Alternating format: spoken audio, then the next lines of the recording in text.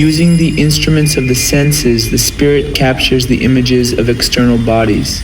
Now, the soul itself cannot perceive these images directly, since the incorporeal substance, superior to that of bodies, cannot be induced by them to receive images. Present everywhere in the spirit, the soul can easily contemplate the images of the bodies, shining in him as in a mirror. It is with these images that it can evaluate the bodies themselves. From Plato's Symposium, 4th century BC. Ec cum norit, demonis magni, quiem est virtute. Animam per spiritum corpori copulari. Magisque separatam divinamque. Vim spiritui per animam. Et universalia omnia omnibus per media plura vel pauciora adnecti et concatenari. By virtue of the great daimon, which is love, through the spirit the soul is joined to the body. Through the soul a more separate and divine force is joined to the spirit, and through a more or less large number of intermediate entities, all things in the universe are connected and linked to all the others. Should I consider the love of virtue intense, that it is unable to dispel the fear of a temporary fact, I could easily believe that he who is afraid of corporal facts has never been joined to divine facts. From Giordano Bruno's Seal of Seals, 1583.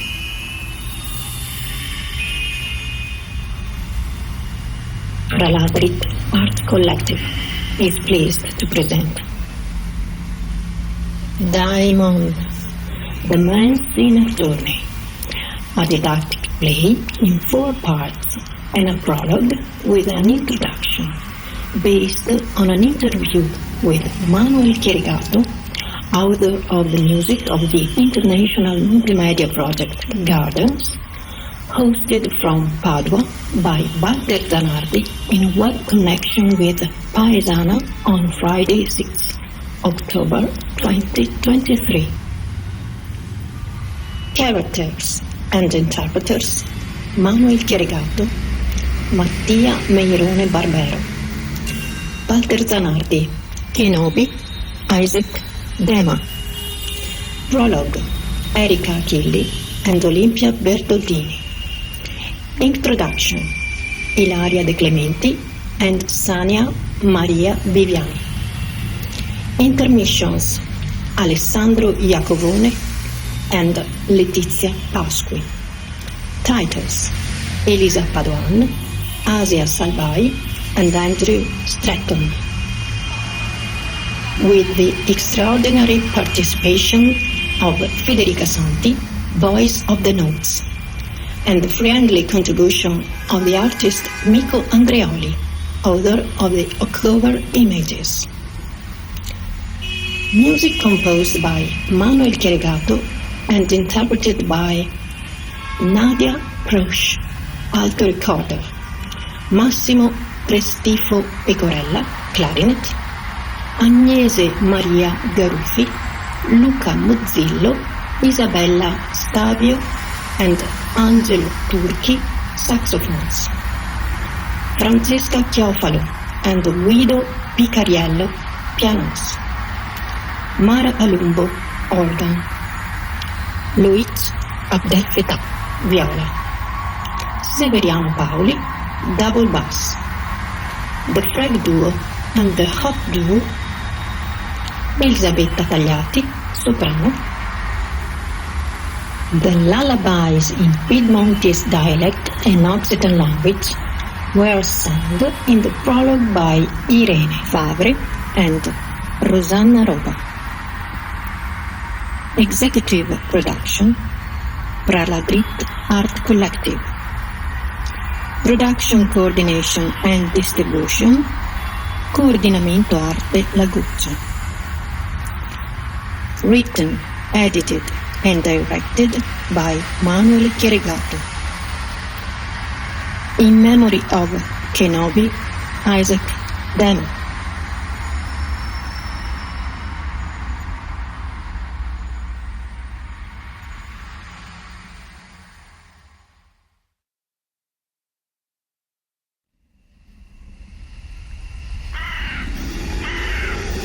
Daimon, a road that winds uphill all the way.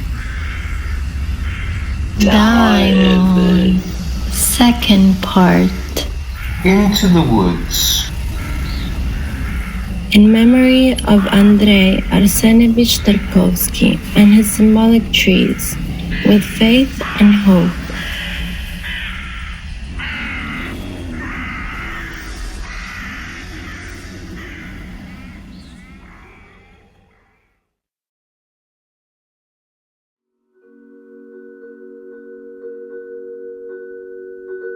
Forest Prelude, the path of the words.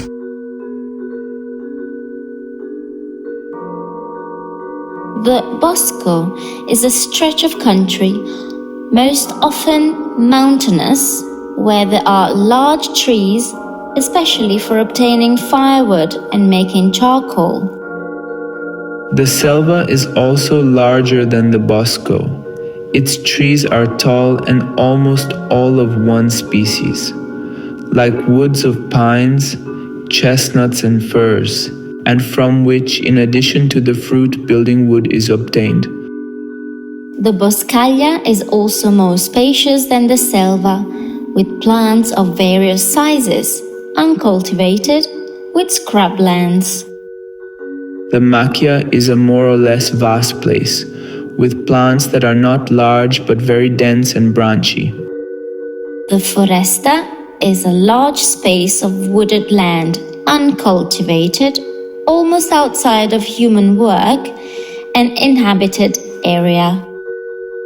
From the 1884 Vocabulary of Synonyms of the Italian Language by Pietro Fanfani and Giuseppe Frizzi. The Bosco is smaller than the selva and the latter than the foresta. It is usually in a place closer to the inhabited area. The selva literally means wild place. There are trees of all sorts in it, both large and small. Thieves and murderers hide there once they have committed their crime, because the selva is quite large. However, the foresta is even larger. In the foresta, I imagine centuries-old trees and large wild game of all kinds, such as, for instance, deer and wild boars. Boscaglia is a kind of bosco, but mostly covered with bushes and small or medium plants. I imagine the Bosco, the Selva and the Boscaglia in a mountainous country, the Foresta even in the plains. From the 1860 Dictionary of Synonyms by Stefano Pietro Zecchini. Forest, noun, from late 13th century. That means extensive tree-covered district, especially one set aside for a royal hunting, and under the protection of the king. From Old French, foreste, that means forest, wood, woodland. See modern French forêt. Probably ultimately from medieval Latin, forestum silvam, that means the outside woods. A term from the Capitularies of Charlemagne denoting the royal forest. This word comes from medieval Latin, perhaps via a Germanic source, akin to Old High German forst, from Latin foris, that means outside. See also foreign. If so, the sense is beyond the park. The park from Latin parcus, being the main or central fenced woodland. Another theory traces it through medieval Latin forestis, originally meaning forest, preserve, game preserve, from Latin forum, in legal sense of court, judgment. In other words, land subject to a ban. replaced Old English voodoo. See also wood. Spanish and Portuguese floresta have been influenced by flor, that means flower.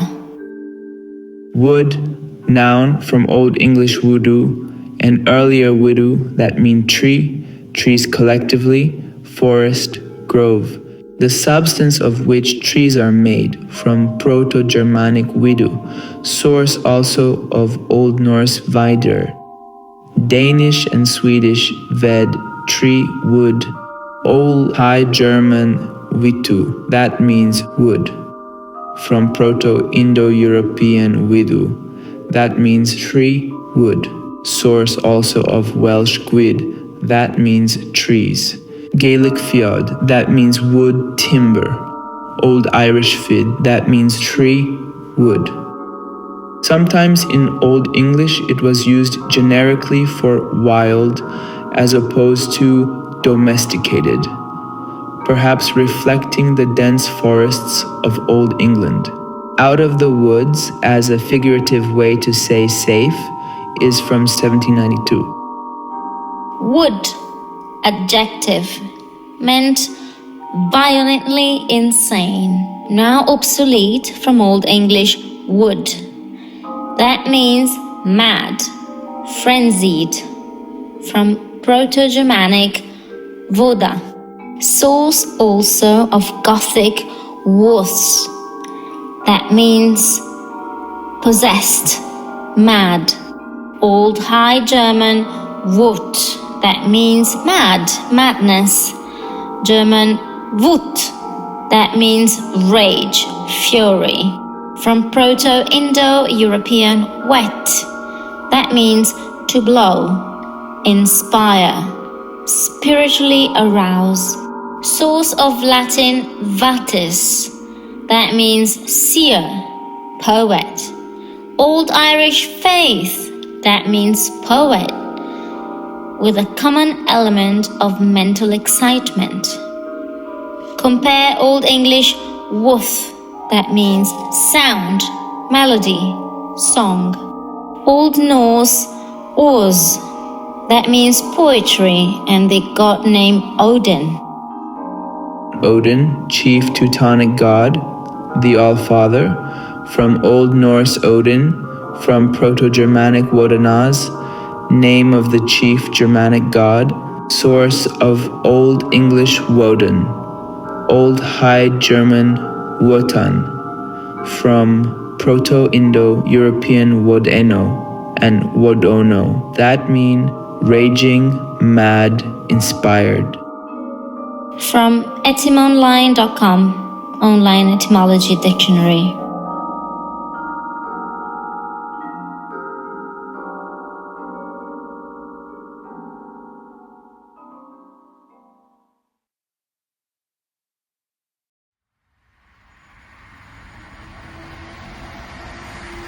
Dialogue number 1. Yes, it was my way.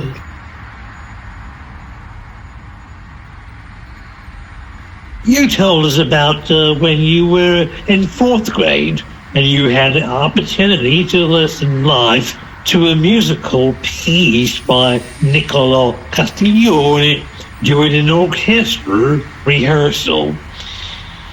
You had experienced what, in my opinion, is an important thing, that of listening live to music, classical music and even contemporary music, in a concert hall where there are usually just a handful of people.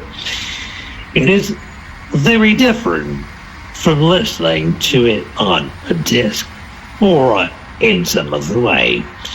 It happened even to me by listening live to Arnold Schönberg's Prologue. If I had listened to it on disc, it would not have struck me.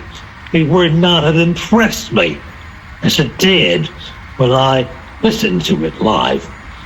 So this is the encounter which happens in life and leaves its mark. So much that one then says, this is my path. From that moment, what do you do to realize it? What, have you decided to attend the conservatory? Since you were a child, how have you focused on what you said was your vocation? First, let me just make a small note, because you raised an important question which I want to underline. The difference between listening to a record and listening live. Listening live in a concert hall is a collective experience, because we listen not only to the musicians, but we also listen to the emotions of the audience, who are next to us and around us in the concert hall. So just for this reason alone, it is emotionally a completely different experience. You made me remember a Lectio Magistralis, a sometimes polemical lesson, filmed at the time by the RTSI, the Swiss-Italian Radio and Television, and which today can be found on YouTube, that Sergio Celibidache held on the 31st of December 1974. Are you talking about the conductor Sergio Celibidache? Yes, exactly. He had often worked in Italy, including here near me in Saluzzo, and therefore he also knew the Italian language well. That day he met some young students and told them something which at first had left me a little perplexed, but which then, upon reflection, I could only agree with.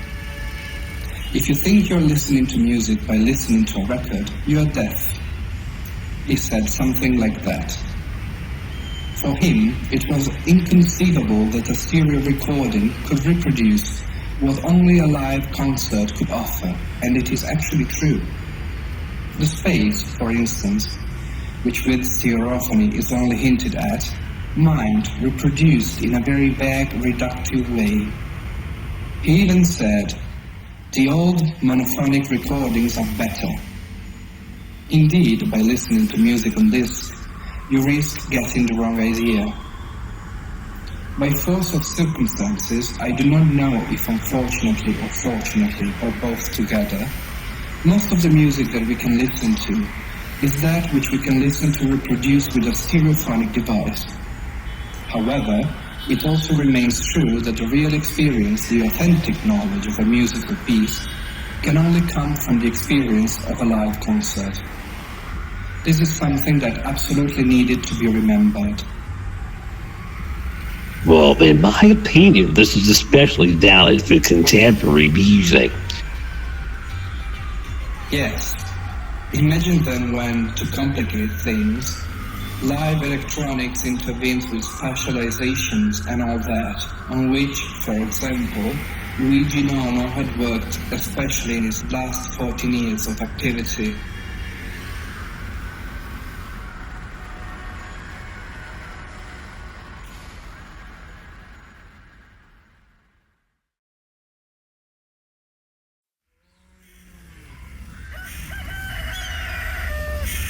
Note number 1. The magic.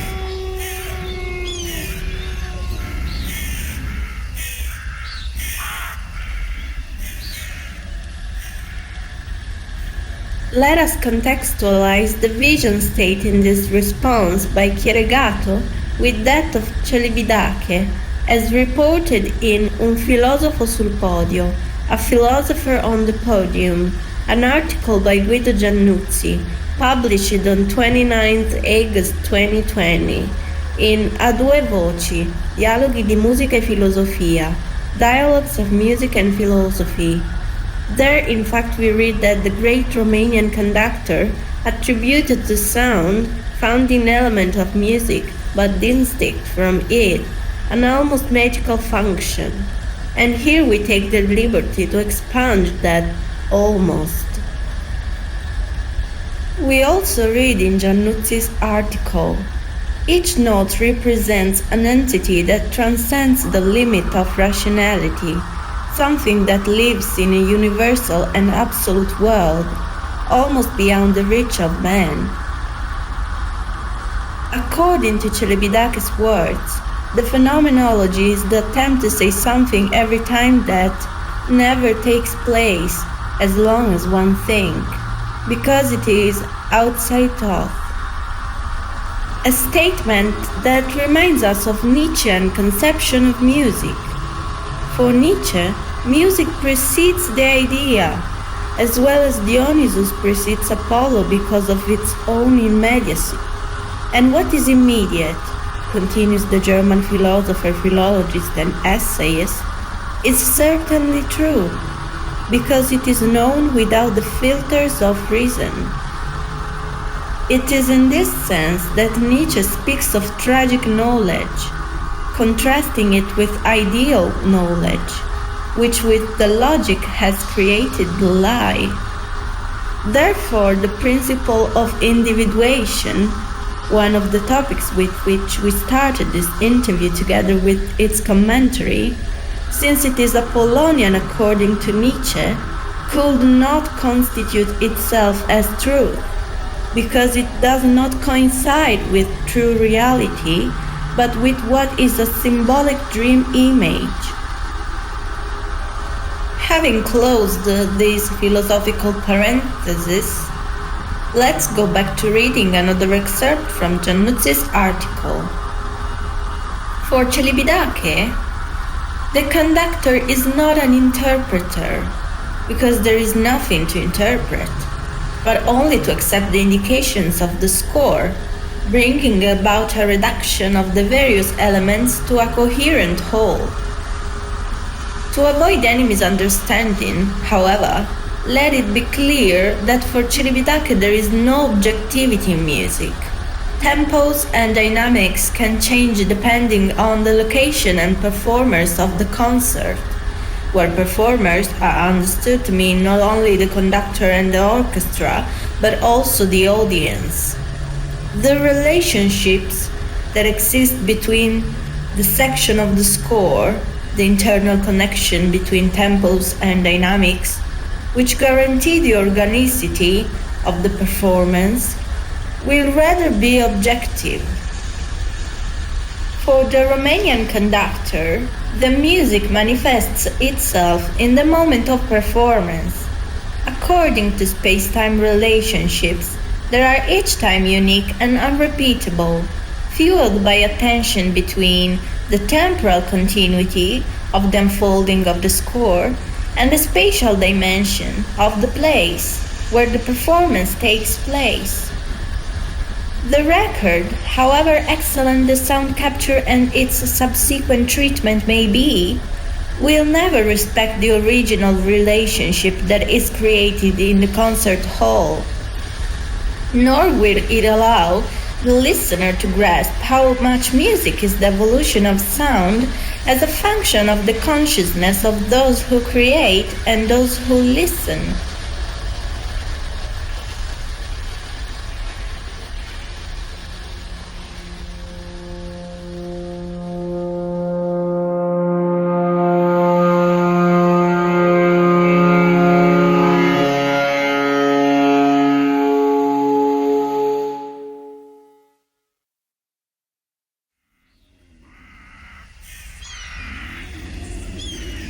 The sea.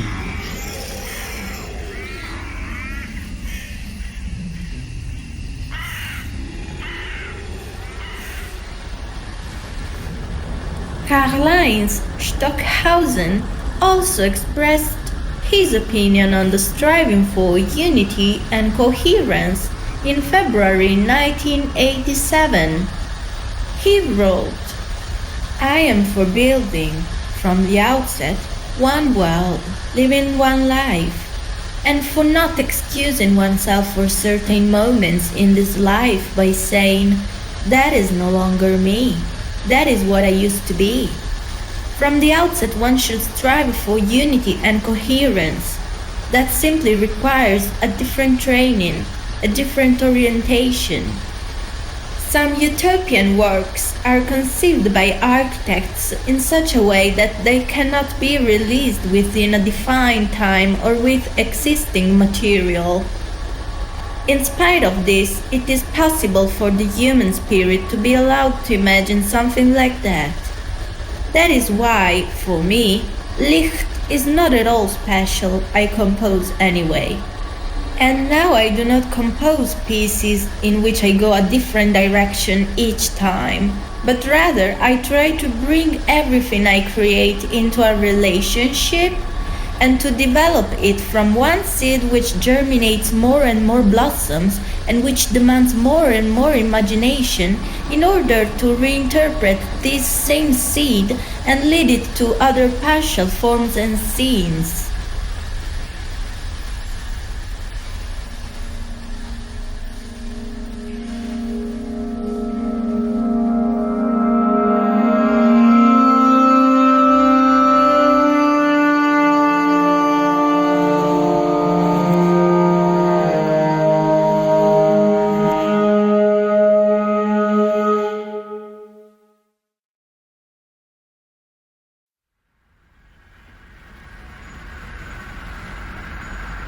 Dialogue number 2.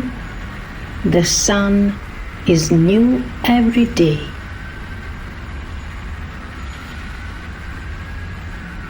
Before we go any further, let us just get one thing clear. Let us take a closer look at why it is difficult to listen to contemporary music. Because it is a new, or at least relatively new, language to which we are not commonly accustomed. Me neither, not quite yet. Many things continue to be a great, continuous surprise to me. Contemporary music. Contemporary. The term contemporary is a large cauldron in which a whole range of realities converge, ranging from the most classical piece to experimentation apparently furthest from any tradition. Furthermore, avant-garde music is not contemporary. It is not a language contemporary to us, who listen to it and will compose it even. It is the music that will come, as the word itself says. Avant-garde music is what only those who are high up on the mountain can spot, looking at these horizons that those who live at the bottom of the valley, those who live in the contemporary world, can still neither see nor imagine, nor suppose. With avant-garde music, we find ourselves faced with a discourse expressed in a language that is still unknown and therefore barbaric. Avant-garde music can sound like a babble, just as someone who speaks a language that we do not know yet can appear like a barbarian. Barbarian is an onomatopoeic word, which in ancient Greek means stammerer. It happened to me many times, especially in that relatively long phase from 2012 to 2017, while I was developing the language I wanted to use for gardens. When I listened to what I have just composed, I almost always did not understand it at the time. It seemed like a very bad thing to me. My own results seemed terrible already to myself. Only over time, over the months, was I able to understand that it was actually right and wrong in what I had produced. And the final judgment was much more lenient and encouraging than the first. So I happened to channel and express things in music that are already new to me, and that I only come to understand from a distance. There are authors, even from the past, who I love very much today, but whom I have not loved this way since ever. An example, Francesco Geminiani. The first time I listened to his music, I was not positively involved. I did not like it. Any examples of contemporary composers? John Cage, Silvano Bussotti, Kaiser Shapurji Soraji. I had an enormous effort to understand the music of the great Anglo-Parsi composer.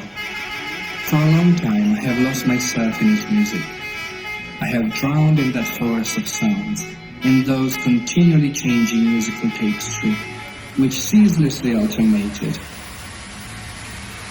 It takes courage to understand, culture is not enough. Intelligence is given by culture and courage together. Gunpowder alone cannot explode. A detonator is also needed. We have to know, we have to listen. Listen to Zanardi, Nona, Geminiani, and other authors. And we need the courage to insist until we penetrate into the deepest, most intimate secret of the message that composers wanted to convey to us.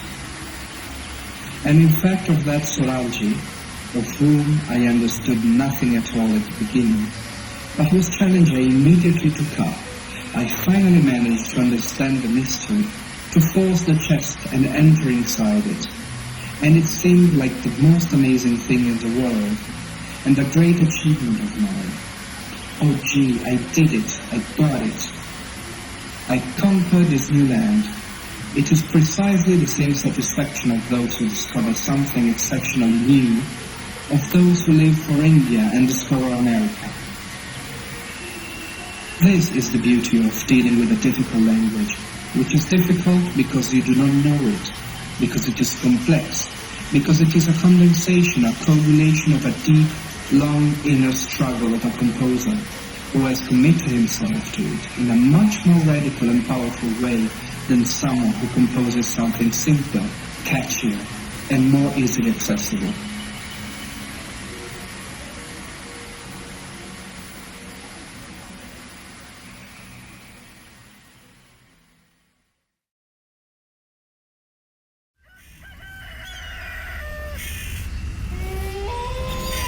Note number 2. Curiosity and awareness.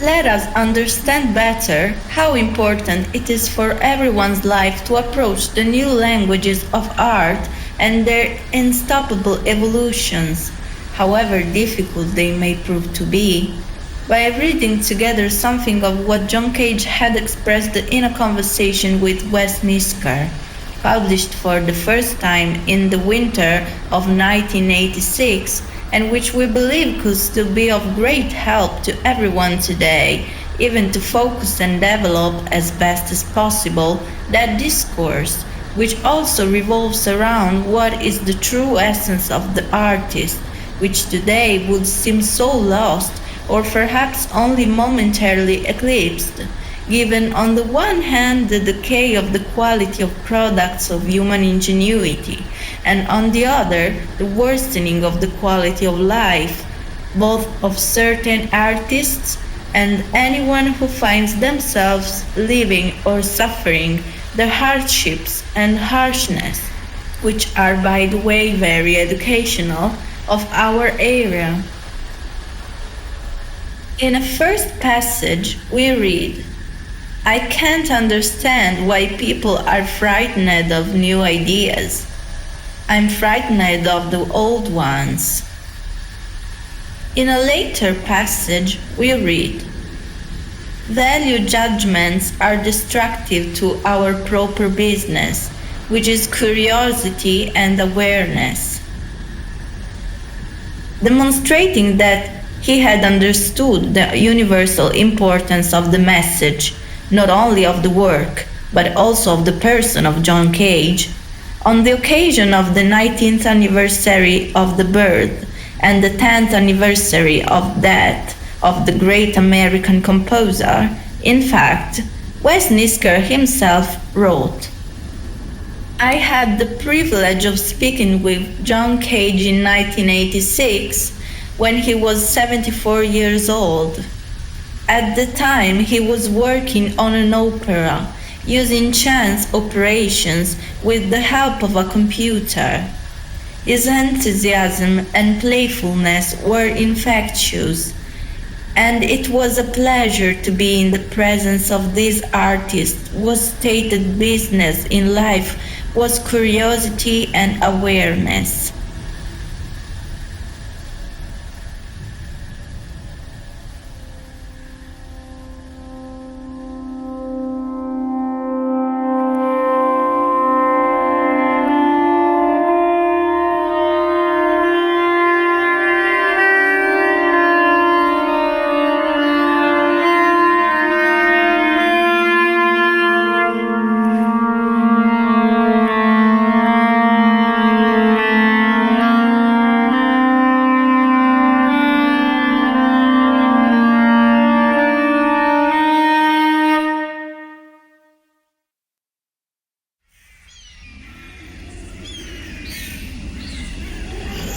propheticism.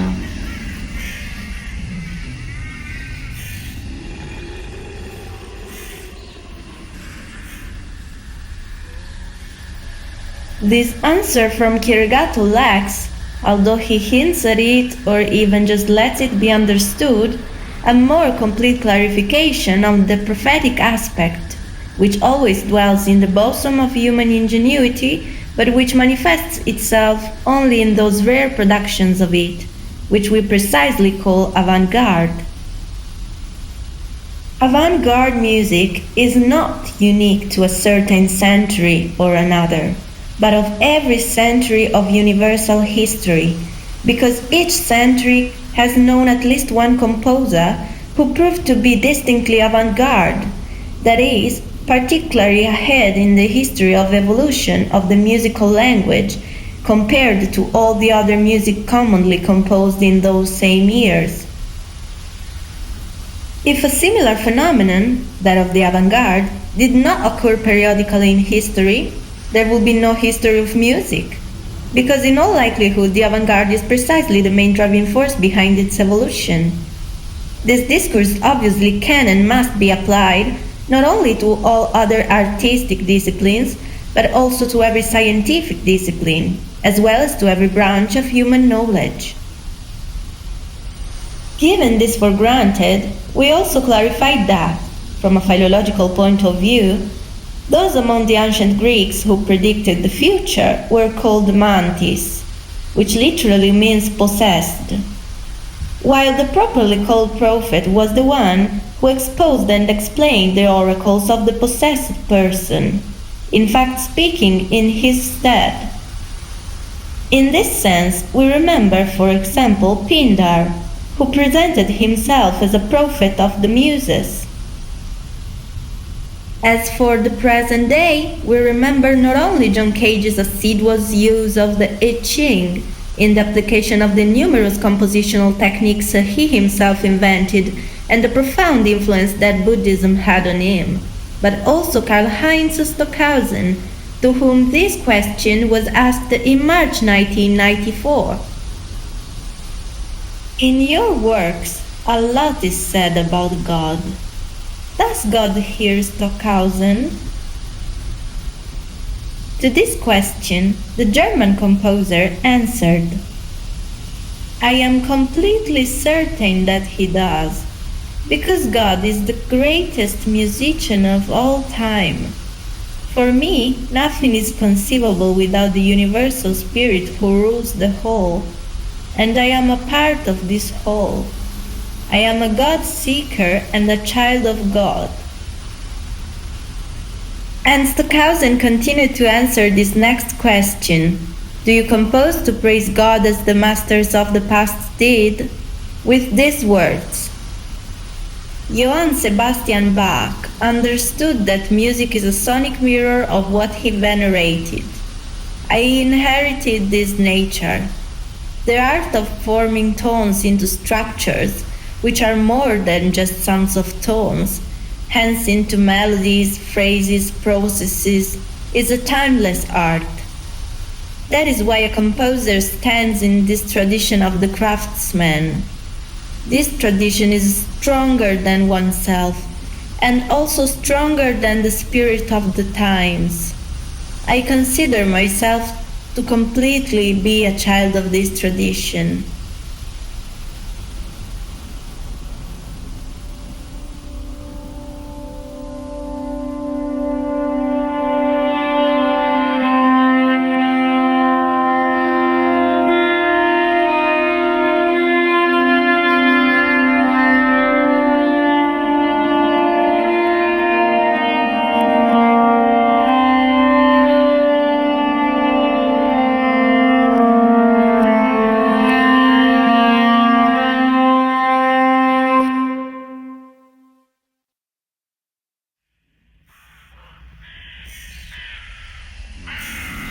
The end.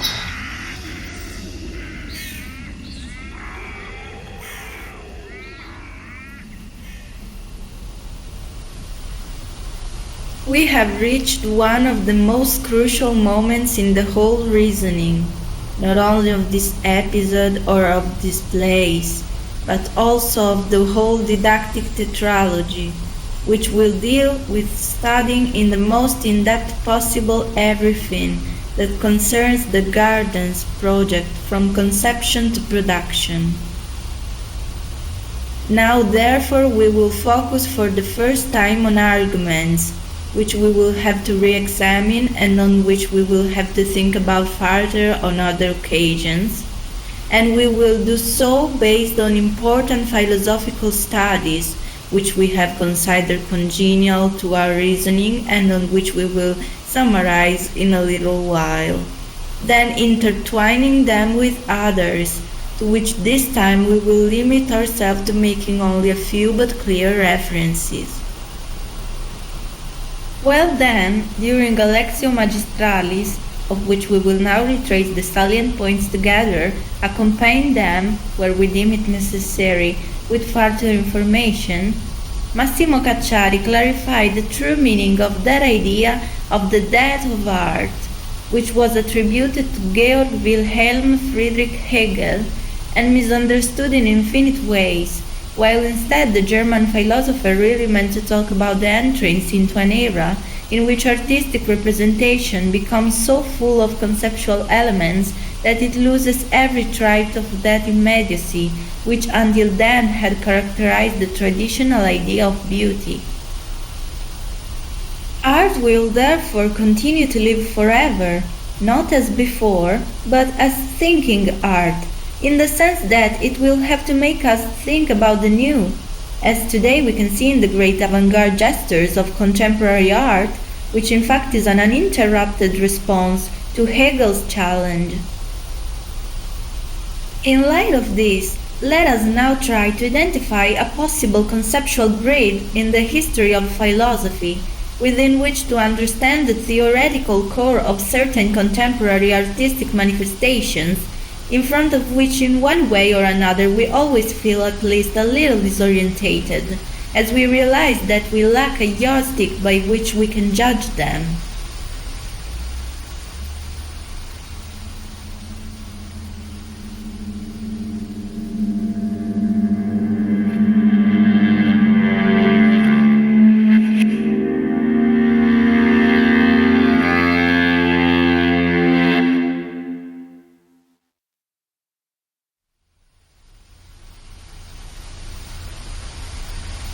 Today's lack of paradigm is a dramatic story, which comes from afar, that is, from what was, as the saying goes, the Platonic condemnation of art as mimesis. However, Plato, beside the wrong idea that we commonly have of him, does not banish the poet, nor by extension art, but a certain poetry and therefore a certain art, which is exactly what does not respond to a canon, but leverages feelings, emotion, pathos, which in Greek thought was the instinctual irrational force of the human soul as opposed to the rational force of the logos. Everything that is subjective, in fact, does not express something determinated, defined, which presents itself in a coherent way, but only the inspiration of a madness or a mania, which, however much it may be of divine origin, does not lead to a commensurable, coherent, self-consistent expression, and therefore does not reveal the truth, does not show the thing as it essentially is. I talk of dreams, says Mercutio in the fourth scene of the first act of William Shakespeare's Romeo and Juliet, which are the children of an idle brain, begot of nothing but vain fantasy, which is as thin of substance as the air, and more inconstant than the wind whose view is. Even now the frozen bosom of the north, and, being angered, puffs away from thence, turning his face to the dew-dropping south.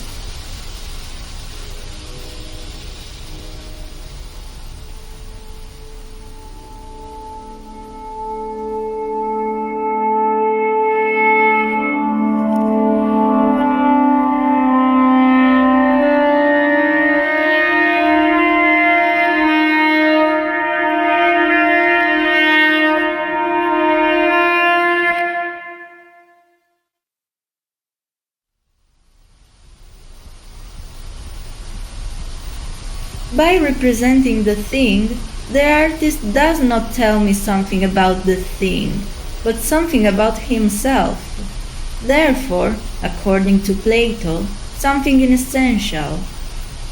Plato wants to banish art from his perfect city, because he knew the subversive, anarchic potential of it well before the contemporary Polish writer Witold Gombrowicz, which can explode if it expresses ghosts instead of obeying the logos.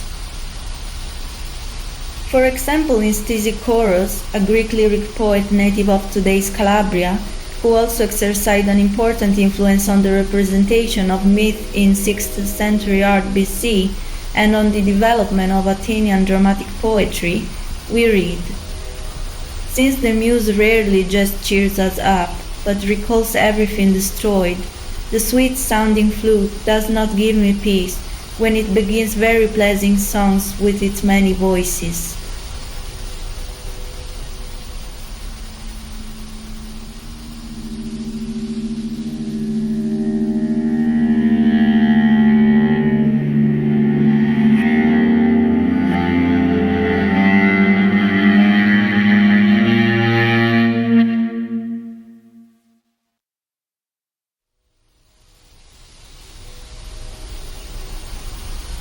This Platonic closure, on the other hand, leaves open a positive perspective for the becoming of the arts, which is precisely that of abstraction. If art must be an imitation, not of passions, but of numbers, measures, forms, which are measured on the basis of the yardstick, if beauty will not be this or that other thing, but their relationship, the ratio between the numbers, which forms the form, the beauty in itself will therefore be these numbers, this yardstick, these logos.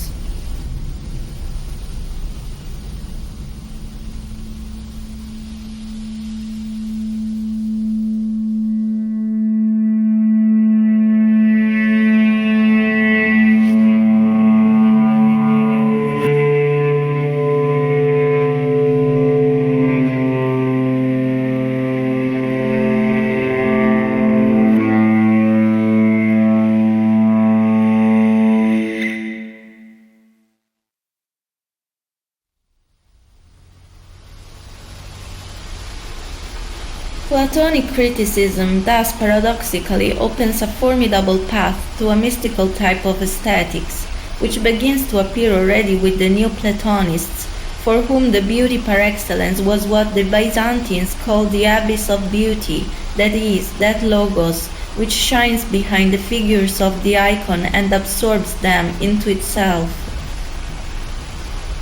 To the Platonic vision of the inessentiality of that art, produced by artists who do not strip themselves for their subjectivity like philosophers in order to go grasping the essence of the thing, Hegel, supported by a Christian tradition for which revelation is the word that becomes flesh, opposes his own vision for which art is very essential inasmuch as appearance is essential to the essence.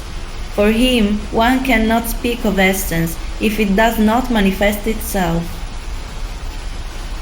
In the 1611 King James version of chapter 1 verse 14 from the Gospel of John, in fact we read, "And the Word was made flesh, and dwelt among us, and we beheld his glory, the glory as of the only begotten of the Father, full of grace and truth." It follows that for Hegel, the content of art is exactly that of the other dimensions of the spirit, religion and philosophy.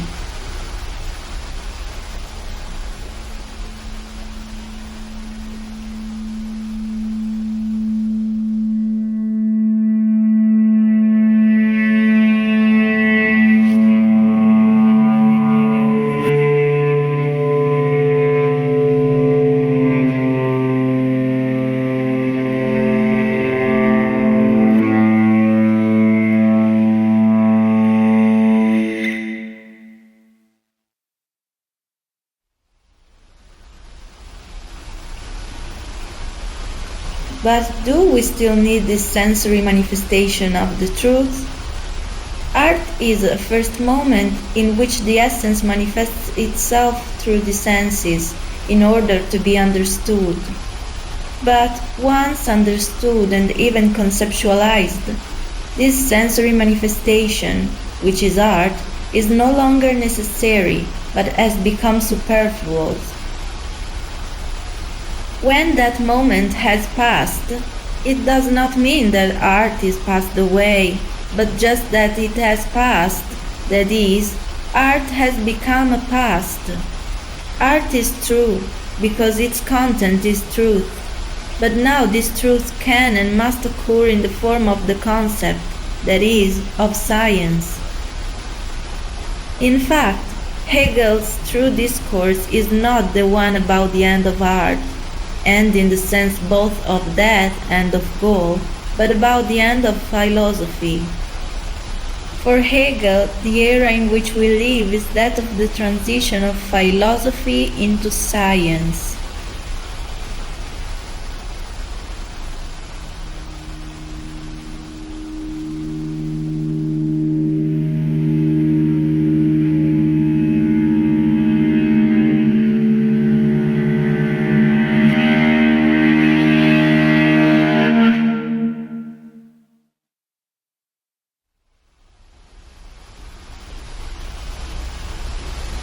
From Cacciari's point of view, which we share through and through, contemporary art must be read entirely in contrast to this diagnosis of Hegel, which he applied to Romanticism, the great moment in which previous classical artistic forms were ironically deconstructed.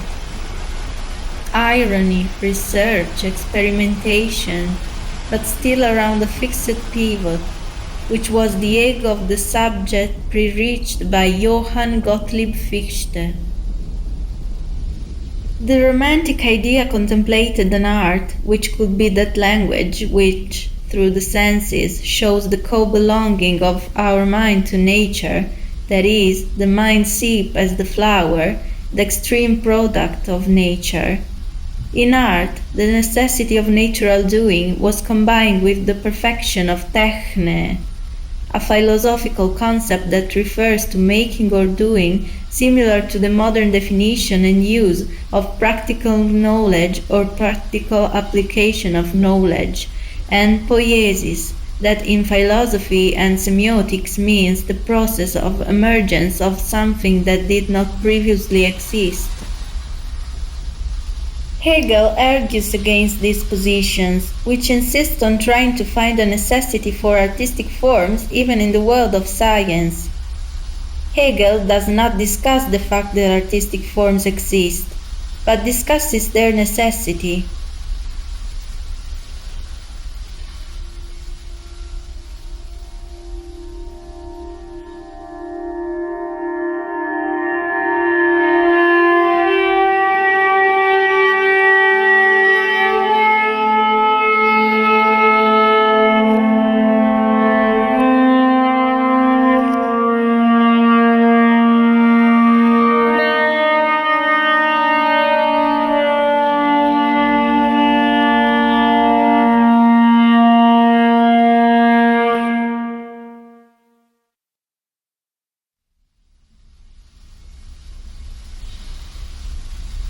This is Hegel's radical question, which inaugurates the great season of contemporary artistic making.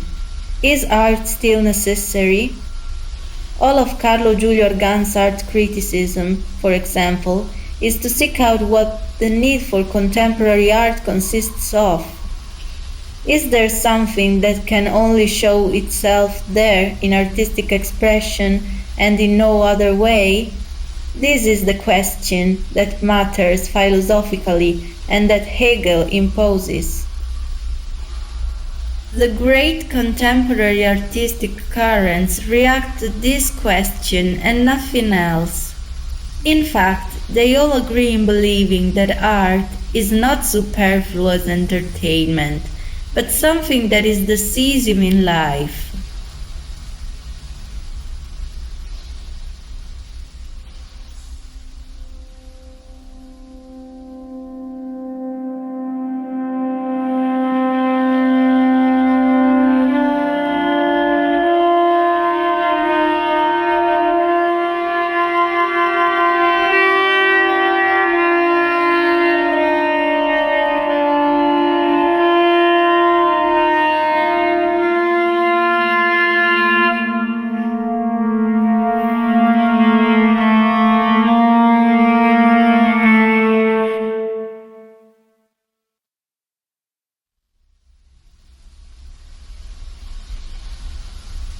Well then, what could be the fundamental dimensions through which perhaps we could succeed in philosophically understanding something more of the great contemporary artistic experiences which present that disorienting character which we mentioned at the beginning of this discourse?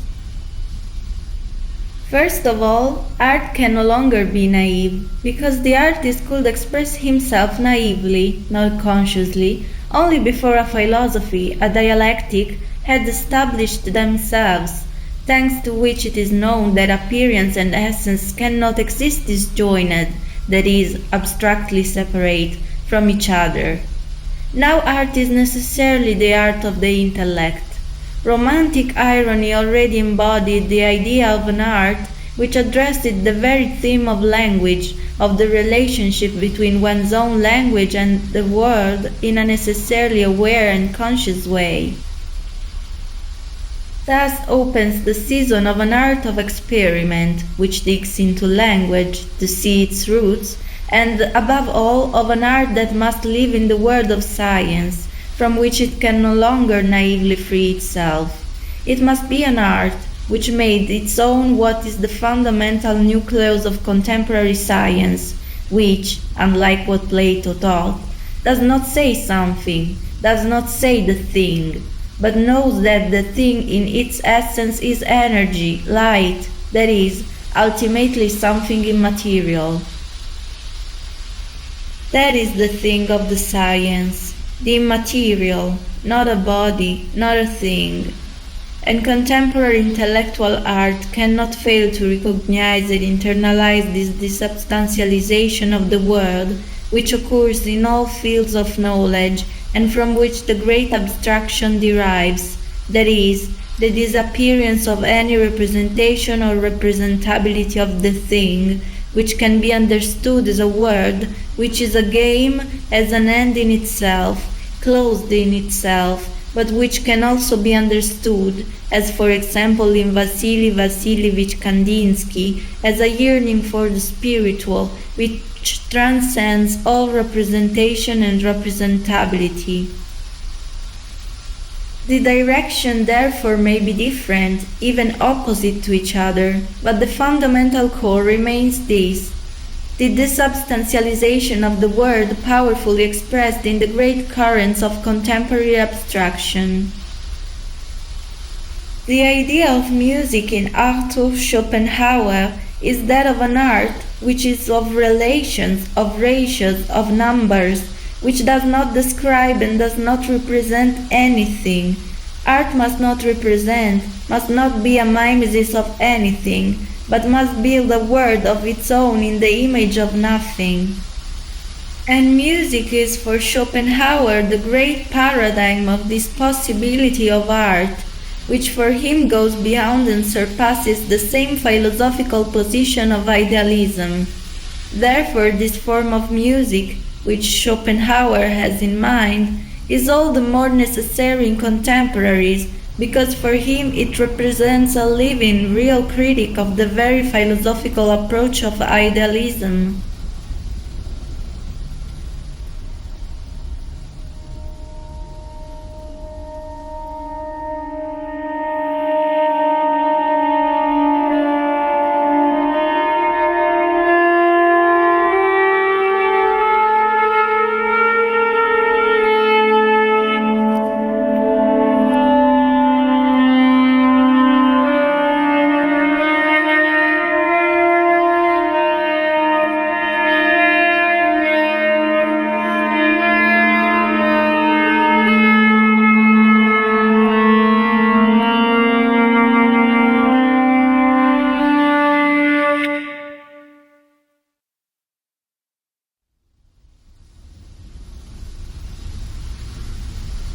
Here a fundamental Kantian category returns: aesthetic enjoyment.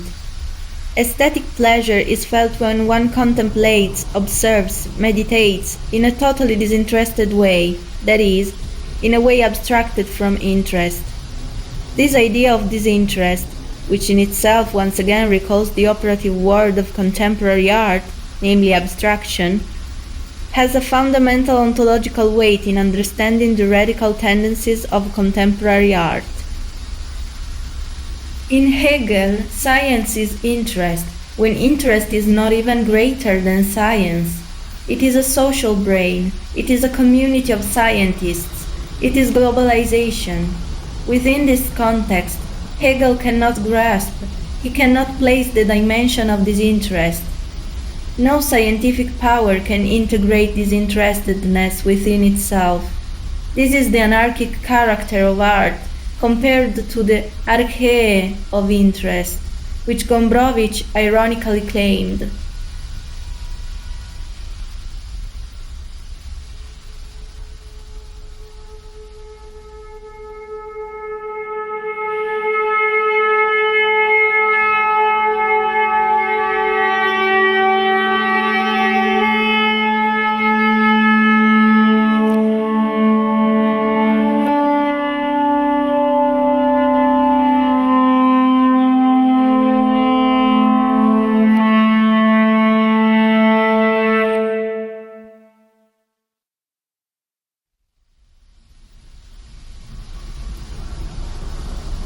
But now let us ask ourselves what it means to abstract. Let us ask ourselves about the underlying perspective, because if we manage to circumscribe an ultimate boundary, then we can also place many specific experiences within it. What is the ultimate dimension, the ultimate goal, the ultimate boundary of this formidable trend, which overwhelms all avant-garde artistic expressions? All this falls entirely within the conceptual category of the sublime.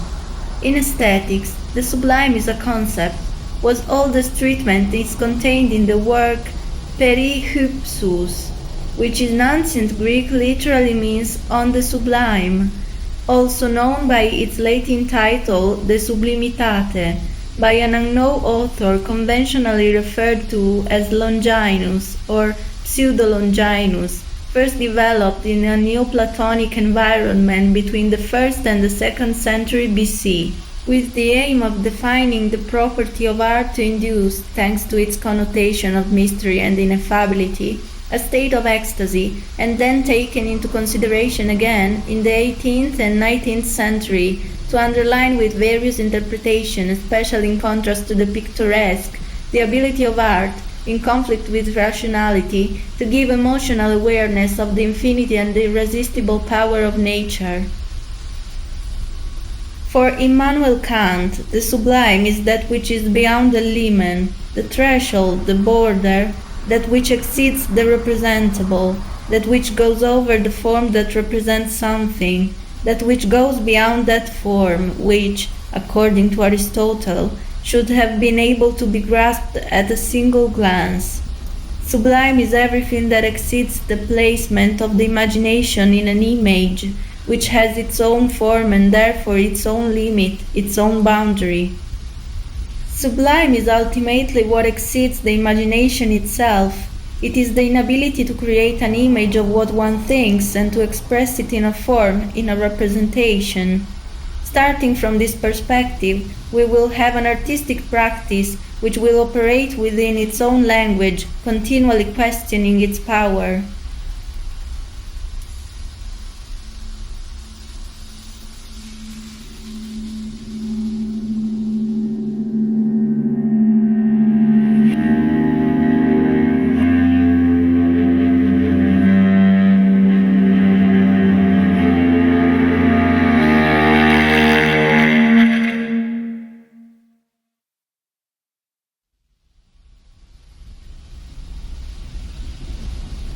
Hegel criticized the art in the sense that for him it was not conceptually powerful enough and therefore became a thing of the past, because it could not compete with the power of the concept. This reasoning is reversed when the artistic form with total intellectual awareness brings out the impotence, the poverty of language towards the unrepresentable, the sublime. Can everything really be represented within the concept? Can all the contents of the mind be expressed in concepts? Does the word never fail? Hegel's science is that of an all-embracing, all-encompassing, totalizing logos, in which words are never lacking, in which it never happens that a word is missing. Well then, on what basis can this be affirmed? Language, was Poverty the artist, in response to Hegelian polemics, can show, for example, with a disenchanted and sober language, which take away and withdraws, gasps and pants, if we want to say it by paraphrasing a passage from Torquato Tasso's Jerusalem Delivered. Sharp anguish shakes its frame, it can no more. However, by repercussion, it can give rise in the mind to an idea of joy, of happiness, which in the word resonates simple and single, as that simple and single sound, that simple and single light, whose beauty had already been identified by Plotinus.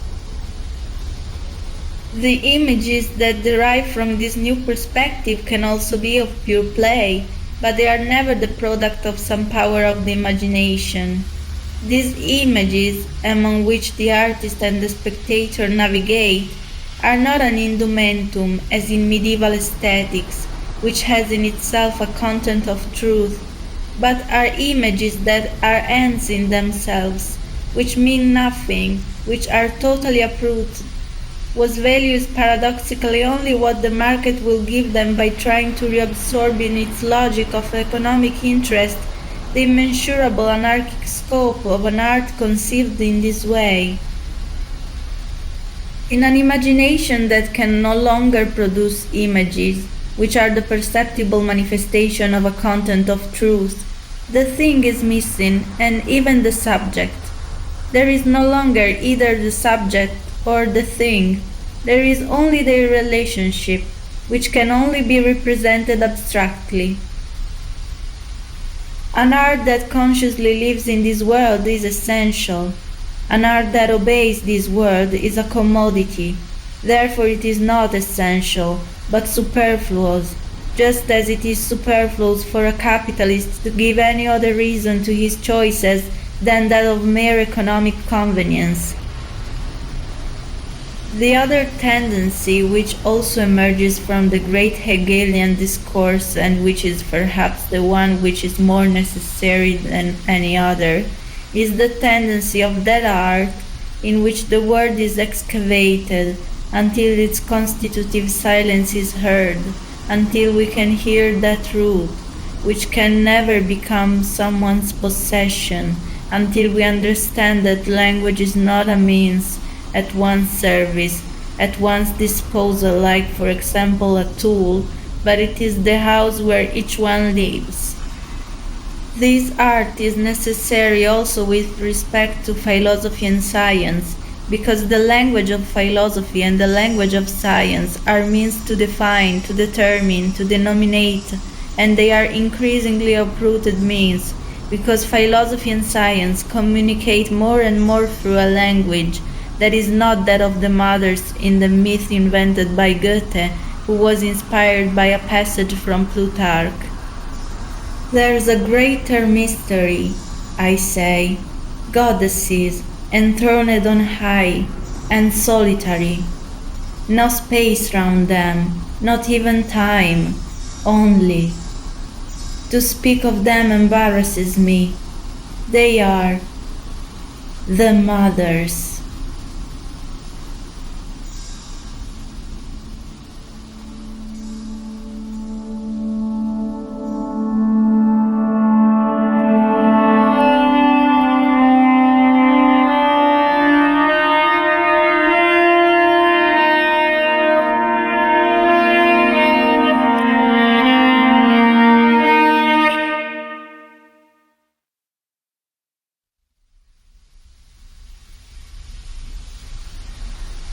The mothers, in Goethe's imagination, are the superior secret that Mephistopheles reluctantly reveals and on which we must now allow ourselves to dwell, because, as Rudolf Steiner had the opportunity to say during a conference on 2nd November 1917, after the stage performance of that same episode of Goethe's drama. Apart from the aesthetic value of the way in which it is introduced into the poem, it really contains a kind of culminating point of all that is spiritual in present-day life.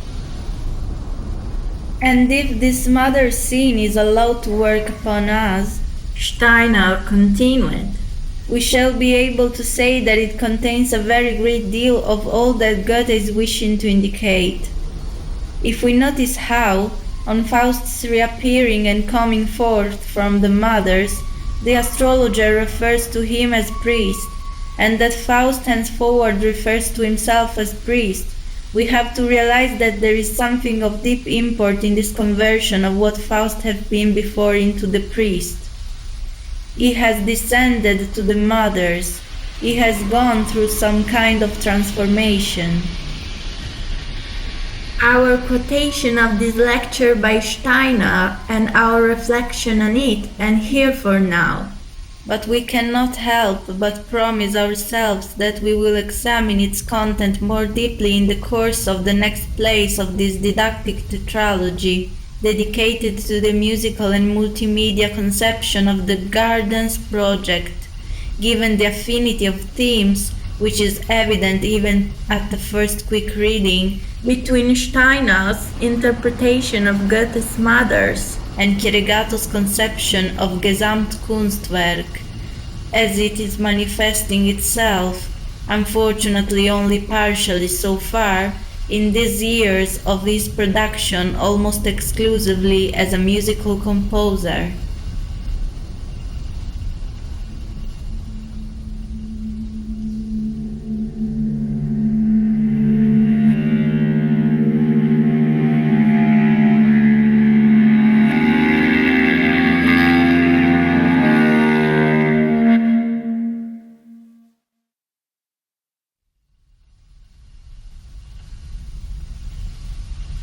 Let us return to focus on what Goethe tells us. The mothers, it sounds so strange.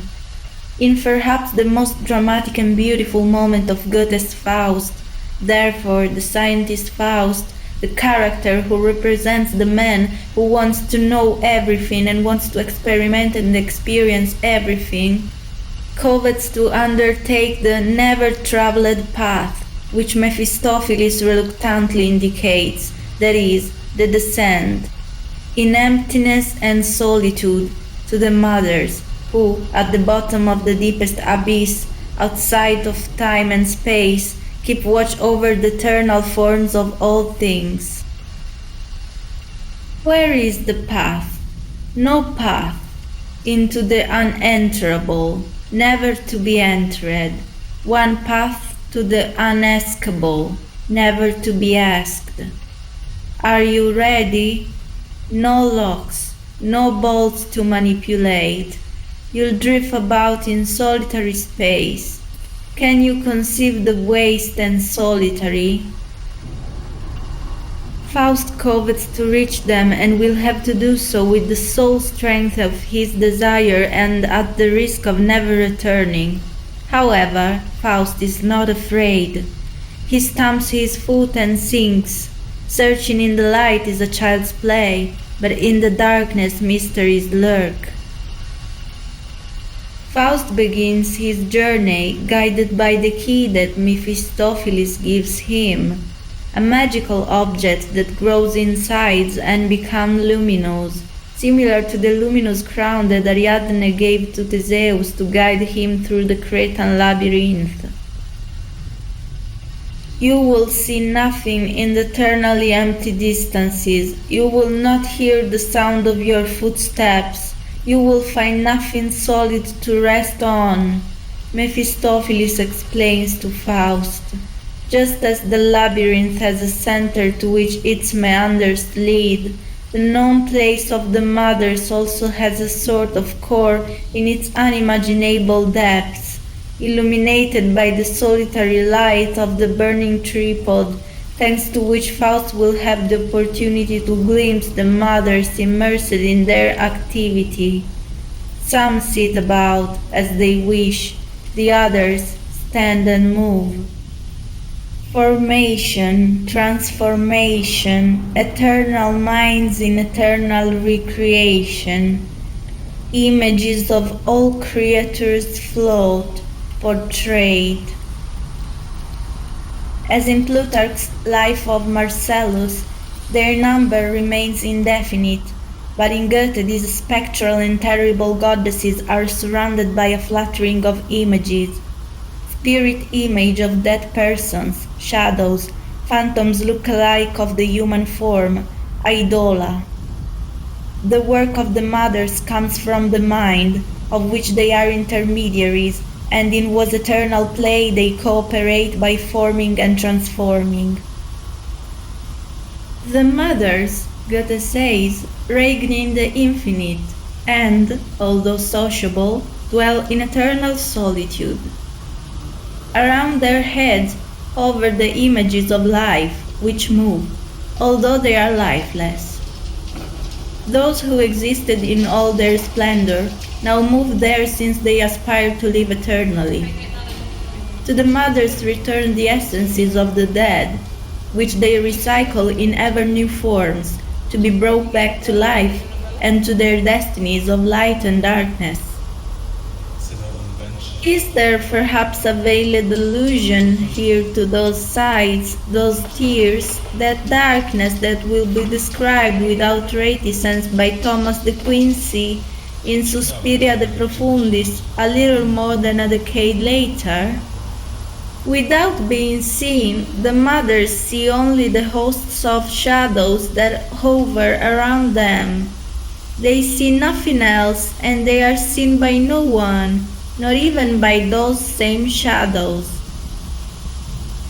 Thomas de Quincey, who certainly knew Goethe's work well, given that he wrote an entry about him for the Encyclopedia Britannica, in Suspiria de Profundis, will place dreams at the root of his experience with the mothers, but his inspiration could also have come from a night spent in Palazzo Imbonati, a Milanese building demolished in the 19th century and said to be haunted by the ghost of Giuseppe Prina, a minister of the Napoleonic period who died tragically lynched by the mob. The mothers will make one last fleeting appearance in 1872 in Friedrich Nietzsche's The Birth of Tragedy out of the Spirit of Music. But we will talk more about all these on another occasion. In the episode of the mothers, Faust tells his nausea of representations and of his civilization, which is the same nausea that will be Schopenhauer's. Faust wanted to be led to the mothers, that is, to the beginning, towards what is not representable, to the dangerous kingdom where all forms are dissolved, the germinal realm of the world, into which the logos of philosophy and science does not arrive, the reign which poetry always indicates in its word. Poetry is the word that is missing, and being a word that is missing constantly indicates a beyond. If this perspective were to close, if this perspective were no longer felt, perceived as necessary, then we would no longer transcend ourselves. Our Dasein, i.e., out there being, our existence, as transcendence would cease, not the hyper-Uranian transcendence of some god or angel, but the transcendence of ourselves as transcendence. If this word were to be missing, if this word were no longer listened to, if art after Hegel were to be reduced to Überflüssigkeit, to a superfluous image, a superfluity of images that flow usque ad nauseam, the sense of our being a Dasein, that always transcends itself, that can never be tamed, will disappear. In that word that is missing and that is specific to art, lies the secret of our not being tameable, for example by the logic of the market. The word of art arouses, provokes a backlash with respect to the great Hegelian discourse, which is this nostalgia, which however is not like the empty or superfluous one which Hegel indicated, because this nostalgia is embodied, incarnated in the resistance of a language which is not a means, a tool. An art which makes us feel all this remains a necessary art, undoubtedly beyond Hegel, but comprehensible only and exclusively starting from the great Hegelian aesthetics.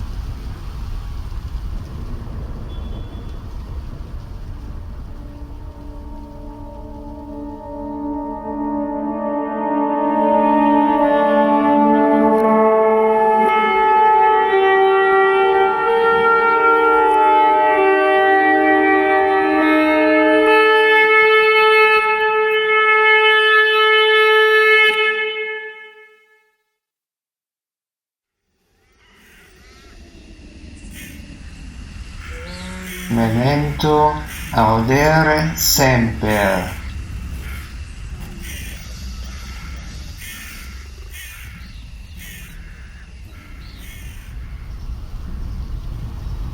At that point in which Chieregato touched on the theme of courage, he intended to refer to that courage which is needed to be able to look inside oneself and let oneself be enlightened by gnosis. In fact, to know, courage is needed. In What is Enlightenment?, a 1784 essay by the philosopher Immanuel Kant, which we propose to read here in the translation by Lewis White Beck, is written: Enlightenment is man's living his self-caused immaturity. Immaturity is the incapacity to use one's intelligence without the guidance of another. Such immaturity is self-caused if it is not caused by lack of intelligence, but by lack of determination and courage to use one's intelligence without being guided by another. Sapere aude, have the courage to use your own intelligence, is therefore the motto of the Enlightenment. Here too the political value is strong, which for Chieregato can never be lacking in an artist, as it could never have been lacking for composers, who were fundamental to his childhood musical imprinting, just as for instance Luigi Nono was. In the same Kantian writing we read again: There will always be some people who think for themselves, even among the self-appointed guardians of the great mass who, after having thrown off the yoke of immaturity themselves, will spread about them the spirit of a reasonable estimate of their own value and of the need for every man to think for himself.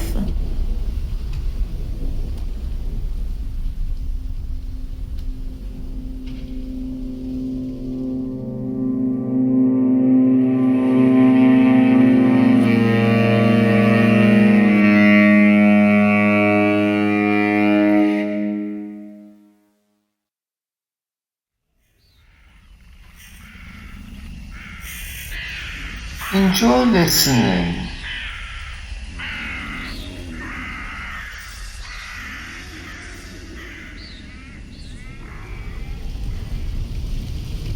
Let us now move on to better highlight two other themes touched upon by Chieregato in this part of the interview. One is the importance of listening, that is, how important and not immediate it is to learn to listen, and the other is the joy of discovery. For the first point, the importance of listening, we return to the aforementioned article by Wes Nisker, in which we also find the sentences, which we report below, because we consider them particularly enlightening. For over 50 years, John Cage worked in the field of music, trying to teach us how to listen. To accomplish this, he first attempted to break down the distinction we make between music, the one commonly understood, editor's note, and the ordinary sounds of the world around us. Cage wanted us to be able to hear it all as music, an ever-changing unfinished symphony. To train us, Cage wrote many unusual compositions for the classical music stage, some of which were the first so-called happenings. These include a piece of music for instruments that can be found in an ordinary living room, and a piano piece in which the piano keys are never touched and there is no intentional sound made during the entire performance of the score. As Cage said, "My favorite piece of music is the one we hear all the time if we are quiet." If art has any purpose, Cage said, it is to help us become fluent with the life we are living.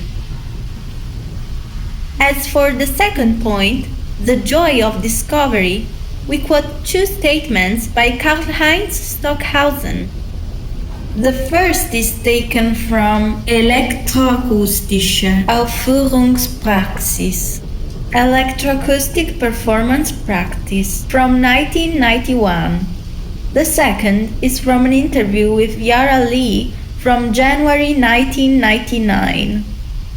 In the 1991 statement, we read, "One should do everything possible to ensure that music truly renews itself through the means always provided by modern technology, in order to create more refined and original sonic worlds, more coordinated, coherent, balanced, adventurous, mysterious, fantastic."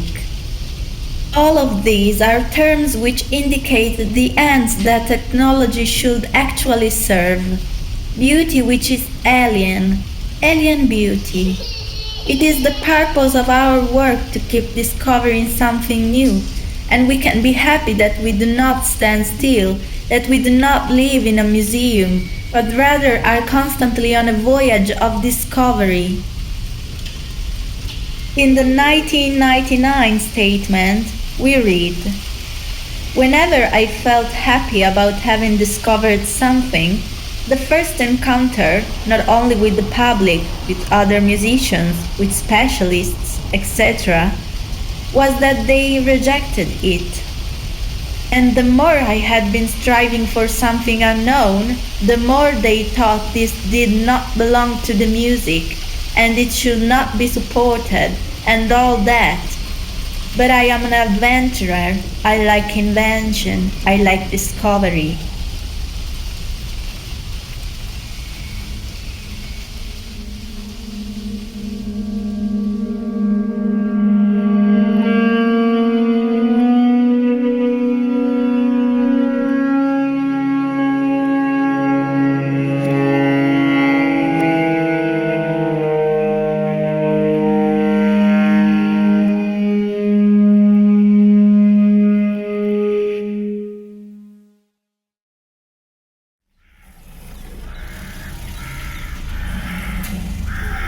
The never-ending story.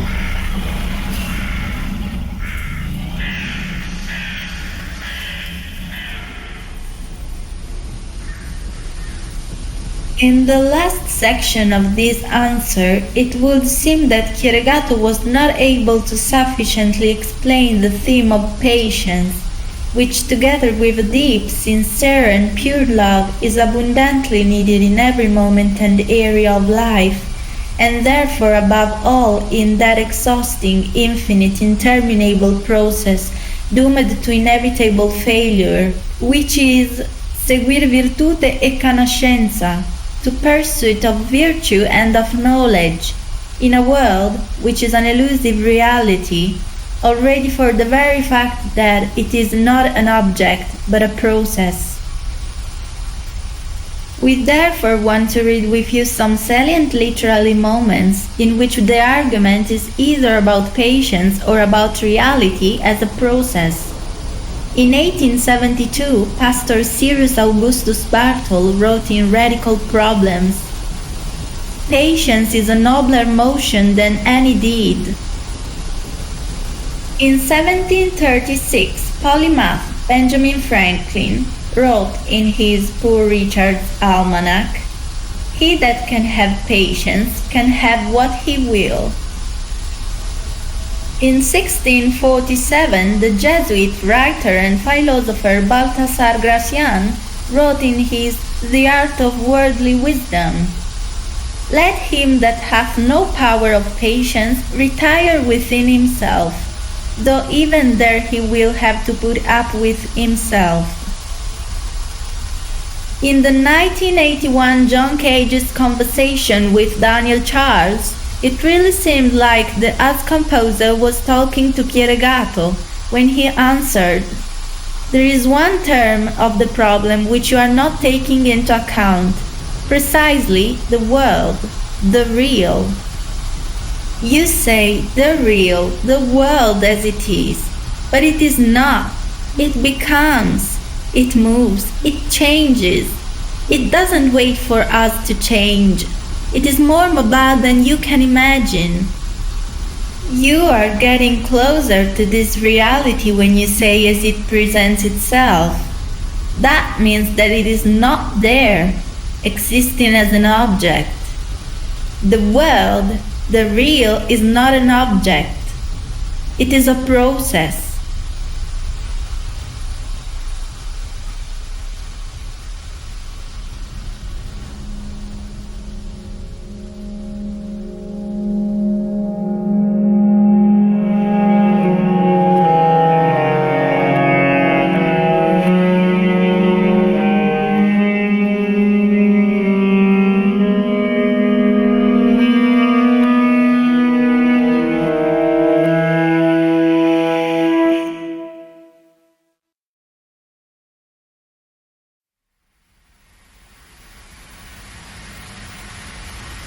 Dialogue number 3. The Wall.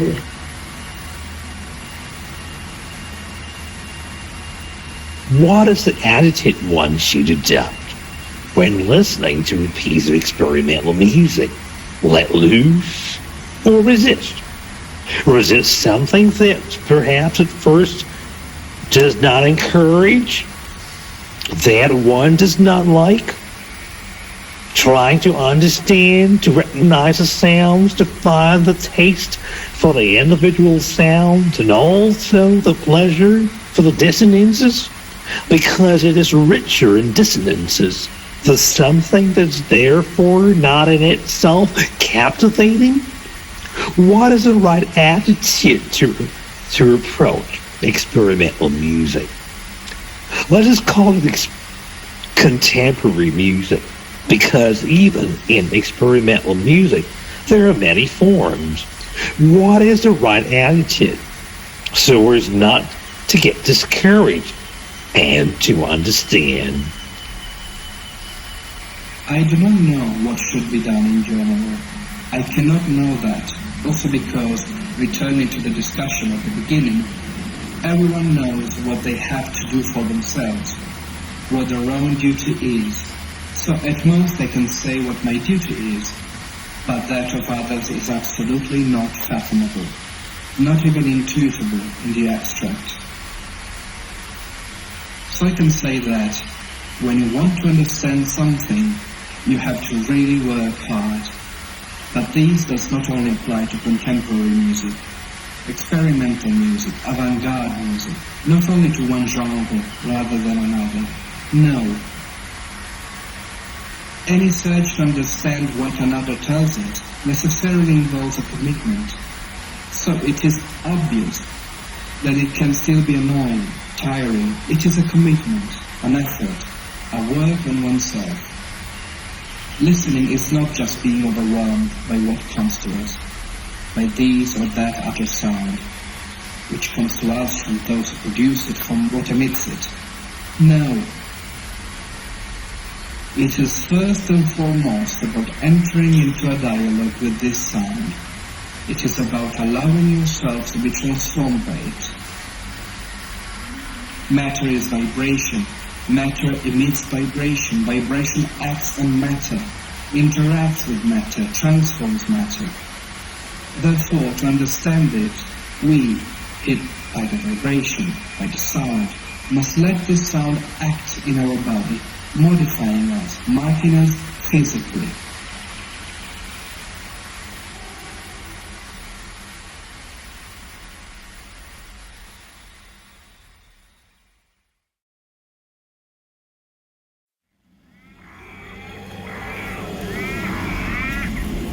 Note number 3. Hope.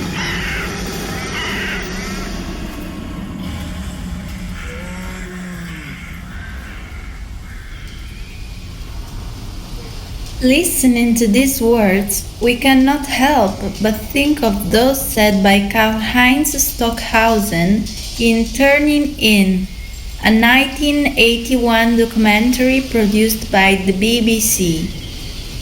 New methods change the experience, and new experiences change man. Whenever we hear sounds, we are changed, we are no longer the same. And this is more the case when we hear organized sounds. Added to these are the words pronounced by the German composer himself in August 1997 during an interview with Yara Lee for her film Modulations, Cinema for the Year. And when they encounter works of art which show that using new media can lead to new experiences and to new consciousness and expand our senses, our perception, our intelligence, our sensibility, then they will become interested in this music. At this point in our narrative, our kind audience will have understood how ultimately the great message of the true, authentic giants of the avant-garde of every era is, as Björk reminds us in Why I Love Stockhausen, a web article published by The Guardian on 29 October 2008, the hope. For my generation, Stockhausen's published lectures had unbelievable impact. He was the most hopeful of figures. The 21st century was going to be great. The classical teachers in my school, meanwhile, kept moaning about the good old days of music and changing the masses of music pupils into slave performers, putting to sleep any creative thought or the will to make new things.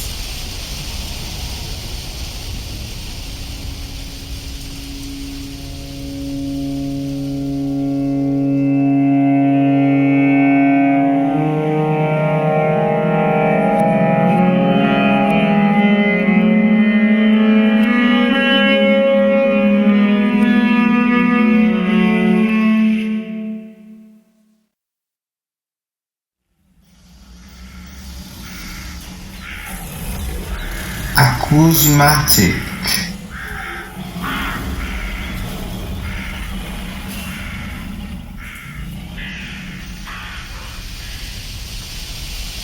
Sounds become music when listeners accept their invitation to an acousmatic listening, that is, listening to sounds in a sort of empathy, such that it allows listeners access to the subjective horizon placed behind the veil, in this case the musical object, and which shows them the world from a certain particular perspective, which no longer belongs to anyone, but to everyone. But what do we mean by acousmatic listening? What kind of empathy is this which is able to produce such a special effect? Why on earth should we reach for that special perspective that belongs to no one in particular, but belongs to everyone? And finally, why should we torture our hands just to pick a rose so bristling with thorns as avant-garde music is?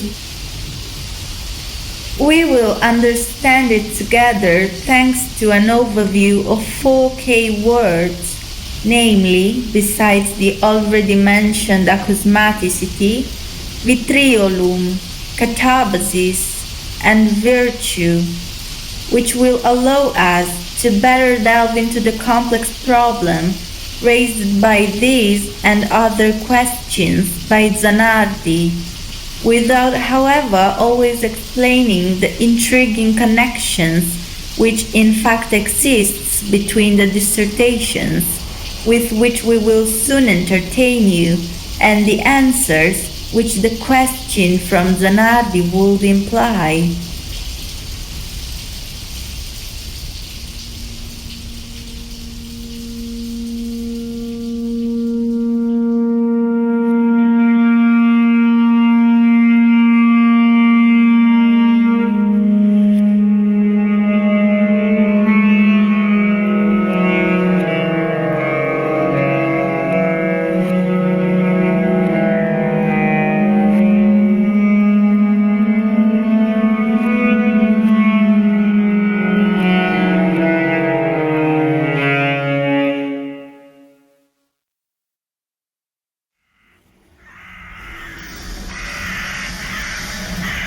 Vitriolum.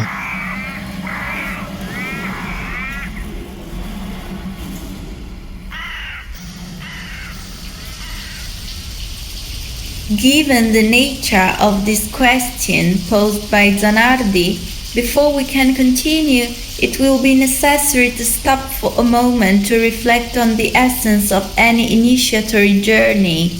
Although all our listeners have read at least one story of a journey inspired by it, such as Homer's Odyssey, Apuleius' Metamorphoses, Dante's Divine Comedy, the Hypnerotomachia Polyphili, or Polyphilo's Strife of Love in a Dream, attributed to Francesco Colonna, Manuel Chieregato's The Magic Flute, set to music by Wolfgang Amadeus Mozart, Jules Verne's Journey to the Center of the Earth, Carlo Collodi's Adventures of Pinocchio, Story of a Puppet, Antoine de Saint-Exupéry's Little Prince, Paulo Coelho's Pilgrimage, Diary of a Magus, and The Alchemist, not to mention traditional fairy tales such as Little Red Riding Hood and The Wolf and the Seven Young Goats. Those who set out on this way from the bowels of the earth must investigate and try to understand the intimate nature of things and of themselves, aware of the inseparability of the macrocosm from the microcosm, symbolized by the acronym vitriol. Was T is the initial of both terre, meaning of the earth, and tui, meaning your, of yours. It is no coincidence that vitriol, it is one of the first symbols that the initiandus encounters during his stay in the Masonic dark room, that is, the cabinet of reflection, where the aspiring adept must stop before being affiliated. Its understanding is in fact fundamental for the understanding of the whole path to come, and without this journey within ourselves, no initiatory path can occur. Antoine de Saint-Exupéry wrote, "The earth teaches us more about ourselves than all the books in the world, because it is resistant to us."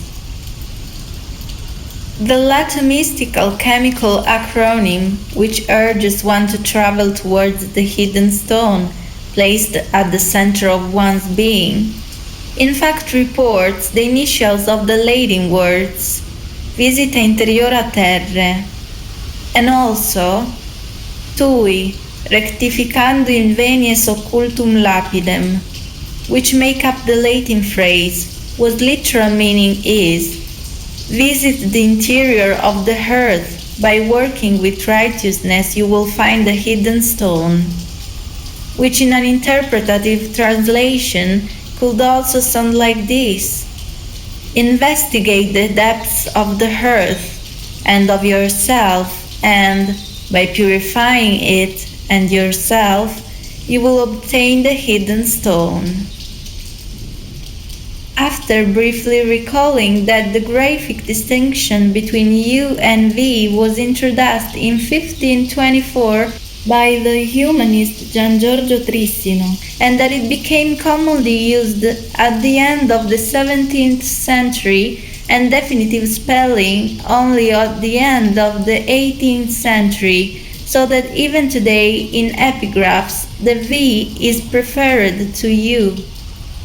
Now we will focus on the more basic meaning of the second and less common version of vitriol, which is the acronym vitriolum, where the last letters indicate the Latin words veram medicinam, meaning true medicine, since anyone who has overcome that low reality, which is at the origin of suffering, is completely immune to it.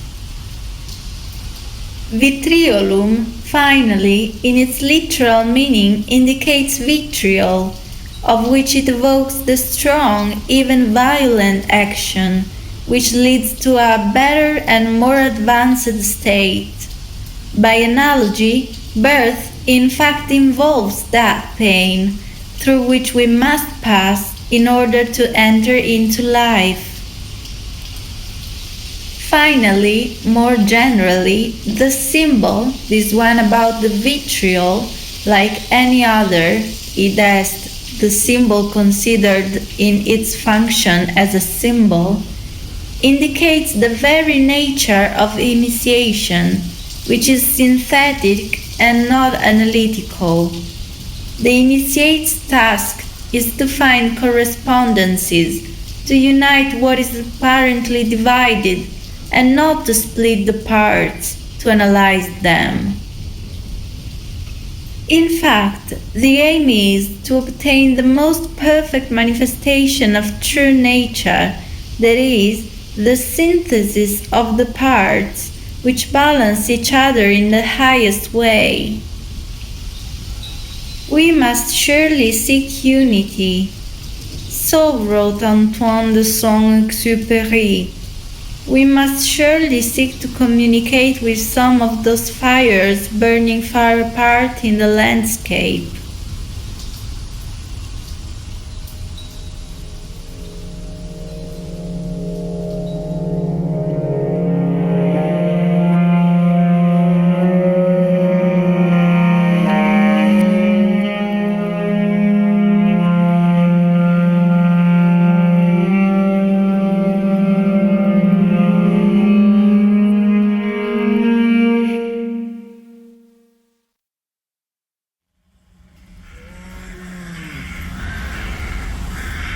Catharsis.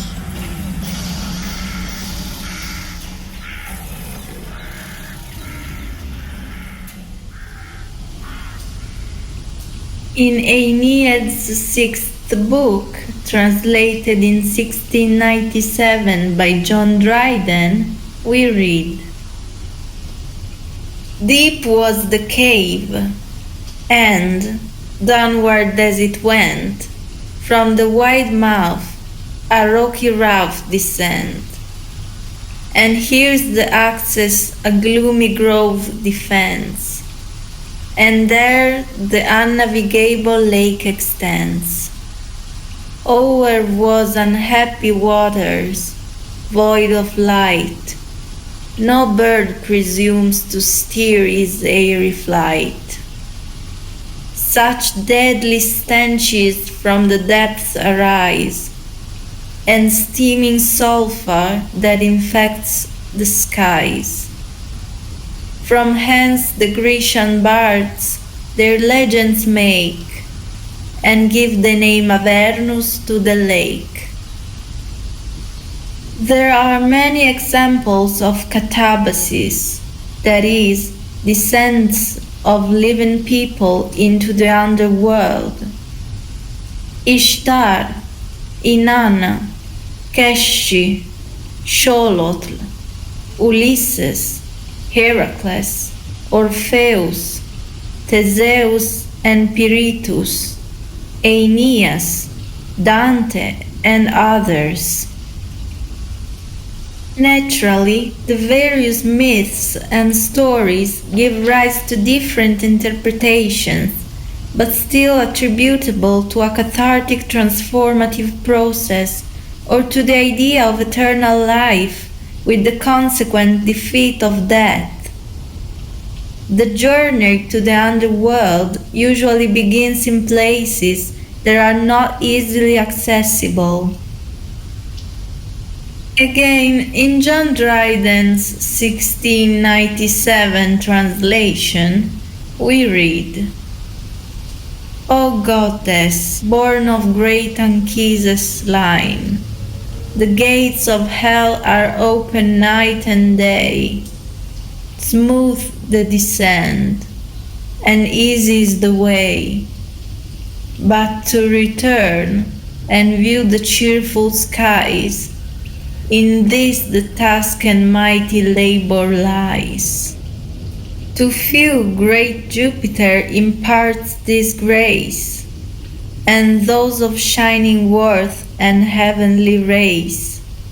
Betwixt those regions and our upper light, deep forest and impenetrable night, possess the middle space, the infernal bounds, Cocytus with his sable waves surrounds.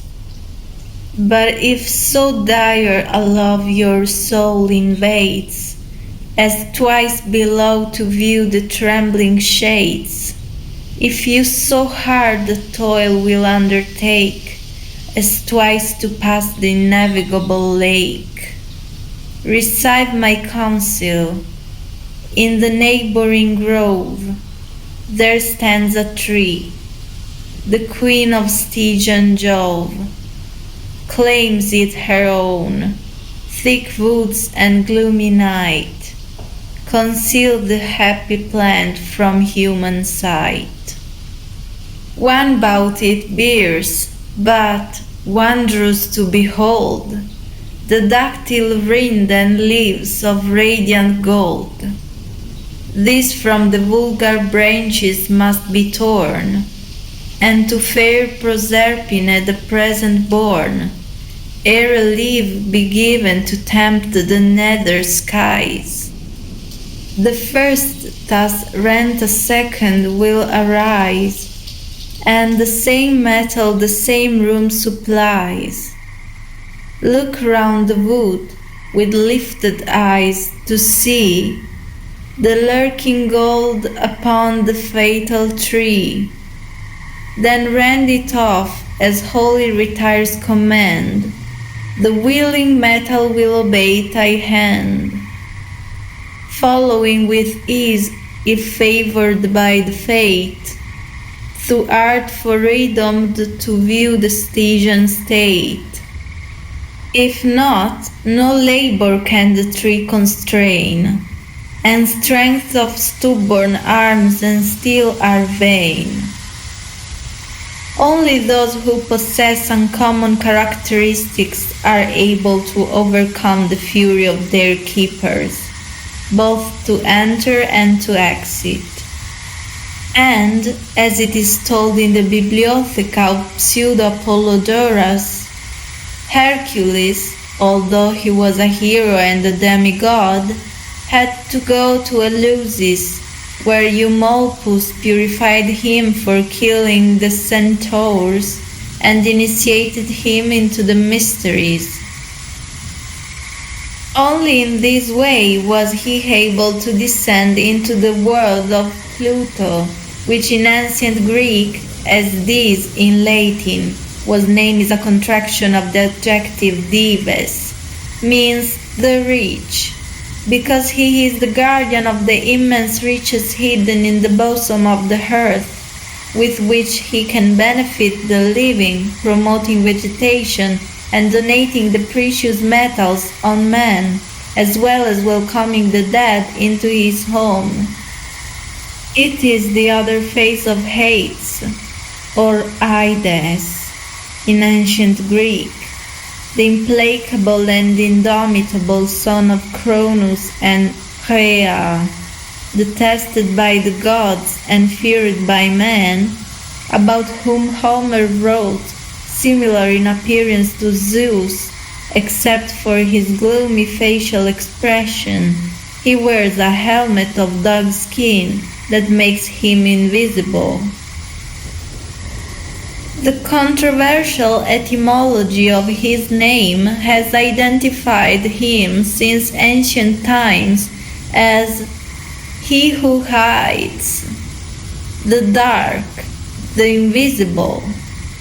Invisible, just as the source of acousmatic sound.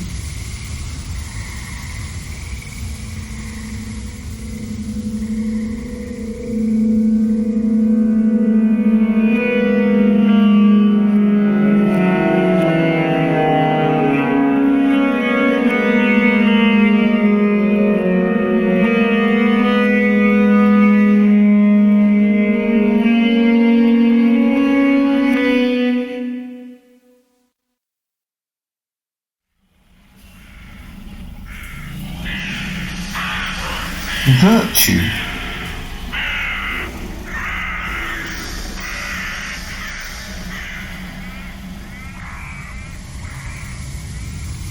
After Amphitryon had taught him how to tame horses and drive a chariot, Chiron the art of medicine and surgery, the laws of science and morality, Eurytos the archery, Castor the use of the sword and weapons, Autolycus the physical effort and boxing, he remained among the flocks of Mount Cithaeron until he was 18 years old. Before leaving this tiring but happy life, he retreated into meditation to decide what to do with his life. That's how Heracles met two charming women, each of whom invited him to join her on their path. The first has a prosperous appearance and was beautifully dressed and showed the young man an idyllic grassy path. The second, dressed in solemn clothes, would have led the hero to a stony, terrible path, which, however, could lead him to glory. Although fascinated by the softness of pleasure, he preferred to follow duty. If his physical strength was rare, even rarer and more extreme was his volition. Virtues must in fact be founded on the strengthened individual will and on the awareness of a constant work, useful for overcoming numerous obstacles. As Antoine de Saint-Exupéry wrote, self-discovery comes when man measures himself against an obstacle.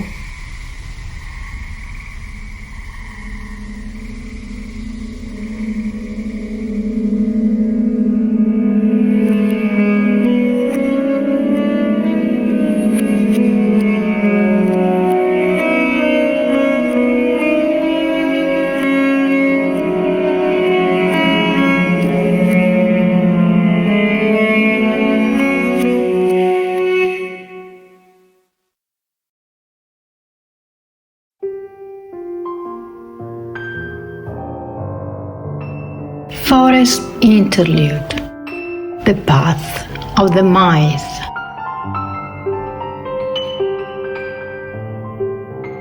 I do not count the hours I spend in wandering by the sea. The forest is my loyal friend, a Delphic shrine to me, like God is used to me. From Ralph Waldo Emerson's Waldeinsamkeit, 1876. The groves were God's first temples. Ere man learned to hew the shaft and lay the architrave and spread the roof above them. Ere he framed the lofty vault to gather and roll back the sound of anthems in the darkling wood, amidst the cool and silence, he knelt down and offered to the mightiest solemn thanks and supplication. For his simple heart might not resist the sacred influences, which from the stilly twilight of the place, and from the grey old trunks that high in heaven mingle their mossy boughs, and from the sound of the invisible breath that swayed at once all their green tops, stole over him and bowed his spirit with the thought of boundless power and inaccessible majesty. Ah, why should we in the world's riper years neglect God's ancient sanctuaries and adore only among the crowd and on the roofs that our frail hands have raised? From William Cullen Bryant's The Forest. Oh, the charm of the idle dreaming, where the dappled shadows dance. All the leafy aisles are teeming with the lure of old romance. Down into the forest dipping, deep and deeper as we go. One might fancy dryads slipping where the wide-stemmed birches grow. Lurking gnome and freakish fairy in the fern may peep and hide. Sure, their whispers low and airy ring us in on every side. Saw you where the pines are rocking Nymph's white shoulder as she run? Lo, that music faint and mocking, is it not a pipe of Pan? Hear you the elusive laughter of the hidden waterfall? Nay, a satyr speeding after ivy-crowned bacchanal. Far and farther as we wander, sweeter shall our roaming be. Come, for dim and wisdom yonder lies the path to Arcady. The Forest Path by Lucy Maud Montgomery. This is the forest primeval. The murmuring pines and hemlocks, bearded with moss and in garments green, indistinct in the twilight, stand like druids of eld, with voices sad and prophetic, stand like harpers hoar, with beards that rest on their bosoms. Loud from its rocky caverns, the deep-voiced neighboring ocean speaks, and in accents disconsolate answers the wail of the forest. From Henry Wadsworth Longfellow's Prelude to Evangeline, 1847. My garden is a forest ledge, which all the forest bound. The banks slope down to the blue lake edge, then plunge to depths profound.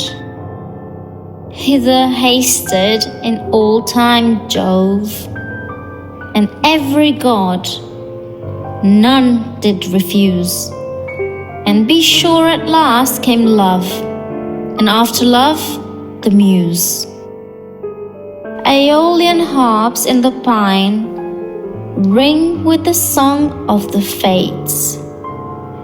Infant Bacchus in the vine, far distant yet his chorus waits. From Ralph Waldo Emerson's My Garden, 1866.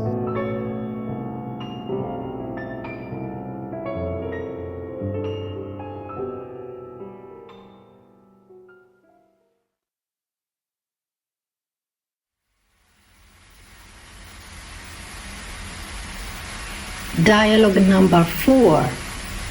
Born to struggle.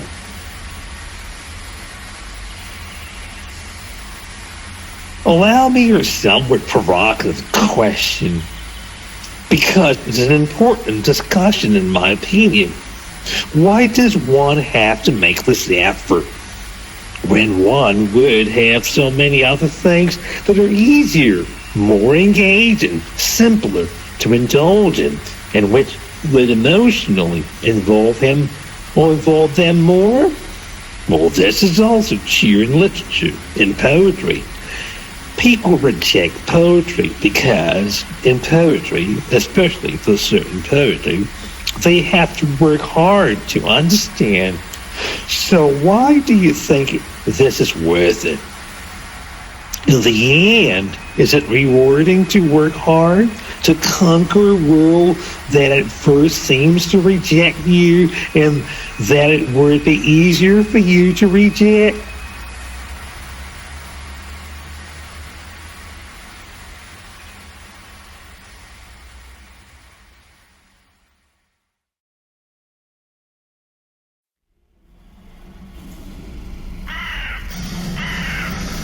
Note number 4. Vade retro.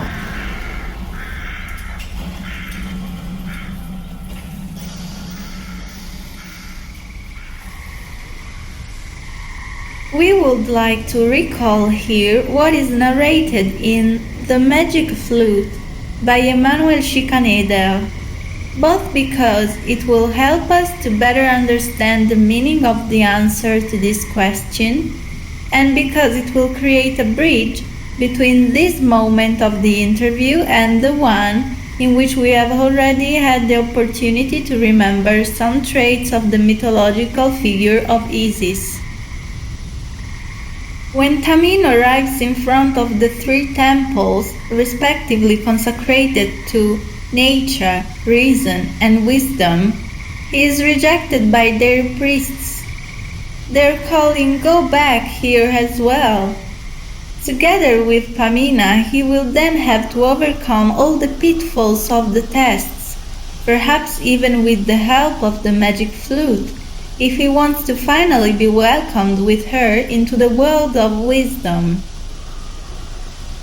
The famous aria Oasis und Osiris seems to be taken almost verbatim from Life of Sethos, taken from private memoirs of the ancient Egyptians by Abbé Jean Terrasson, an influential fantasy novel originally published in 6 volumes at Paris in 1731, set in ancient Egypt between initiation ceremonies and sacred rituals, in which there is a similar invocation to Isis.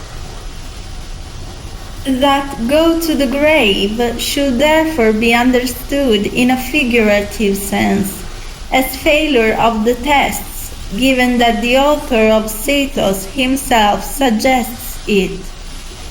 After all, only in the risk of dying lies the very possibility of rising again with one's own strength, becoming the architects of one's own rebirth.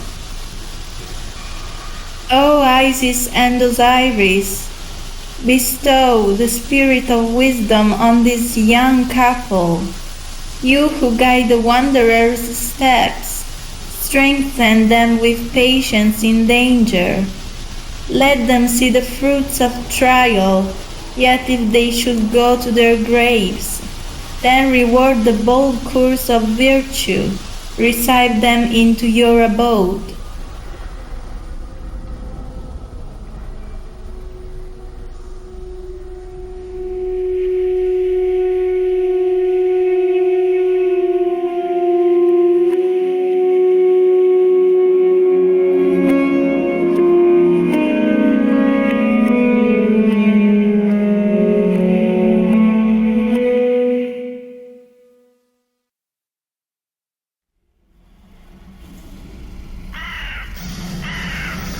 if you want your dream to be.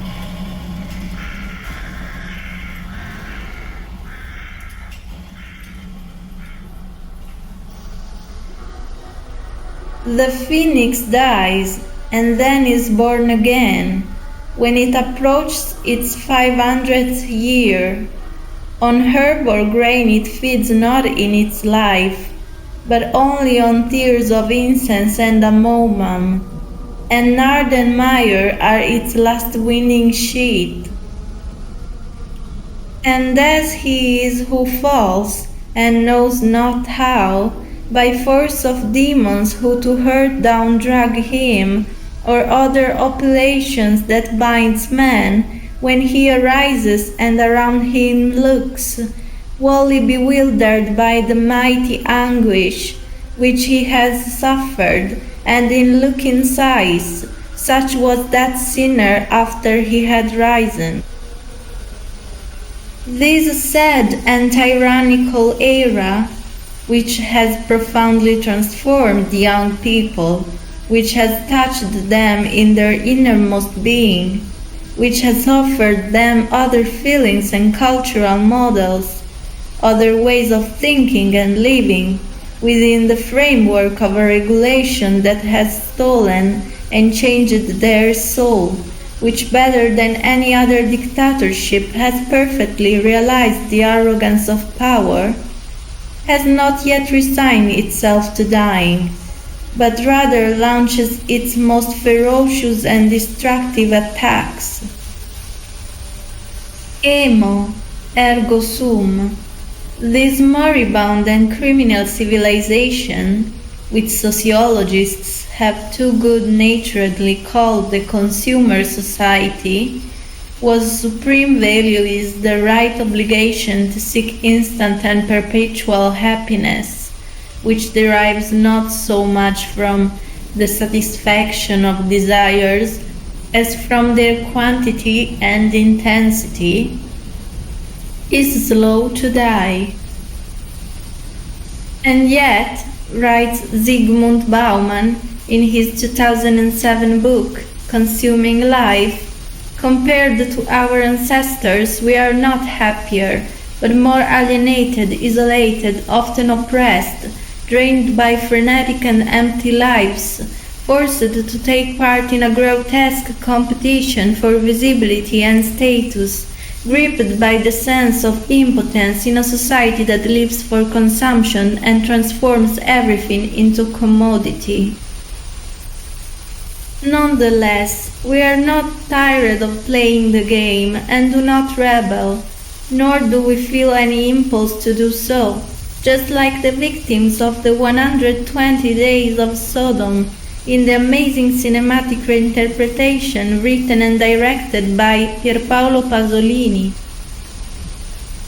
À l'ombre des jeunes filles en fleurs qui ne vont pas croire au malheur, elles écoutent la radio, elles boivent du thé au degré zéro de la liberté.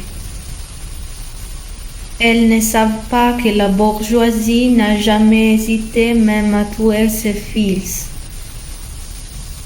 In the shadow of young girls in bloom, who will not believe in misfortune, they listen to the radio, they drink tea, at this 0 degree of freedom. They do not know that the bourgeoisie has never hesitated even to kill its own sons.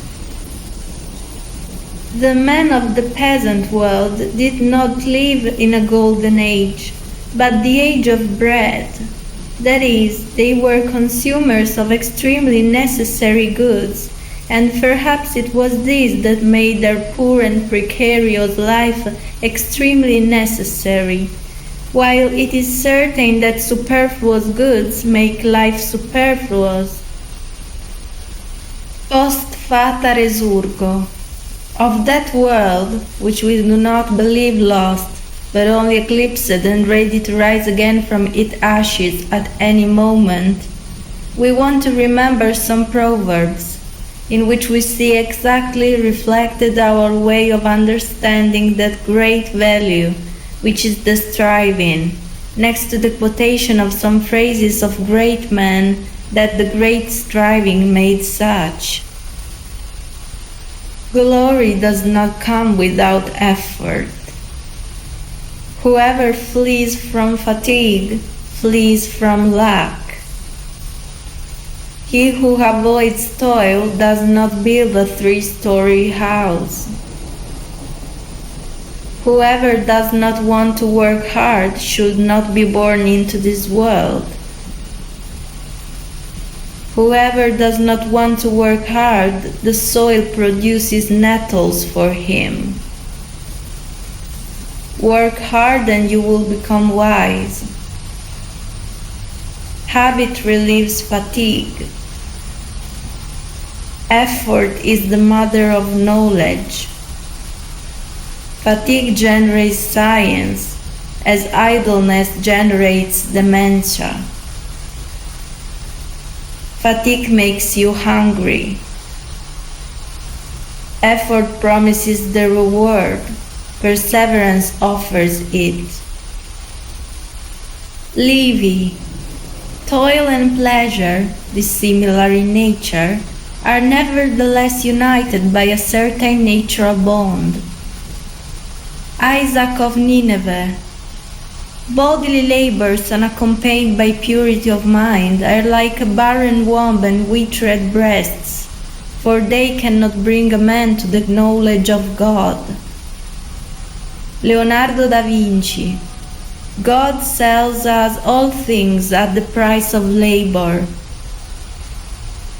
John Ruskin, the highest reward for a person's toil is not what they get for it, but what they become by it.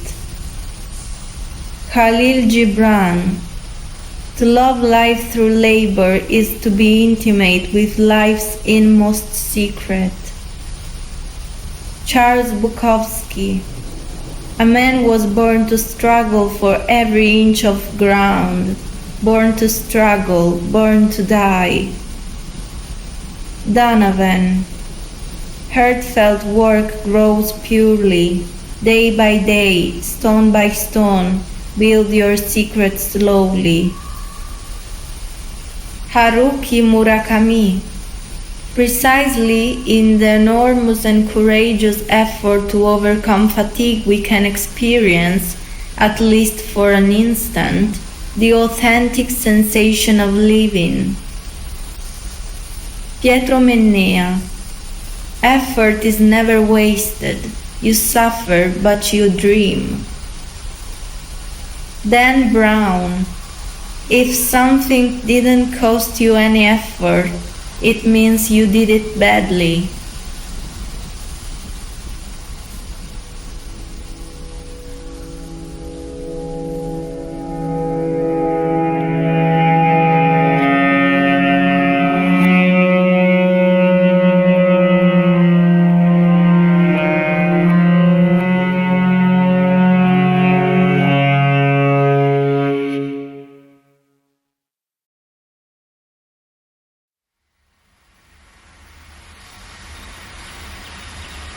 Dialogue number 5. Desire to conquer the world.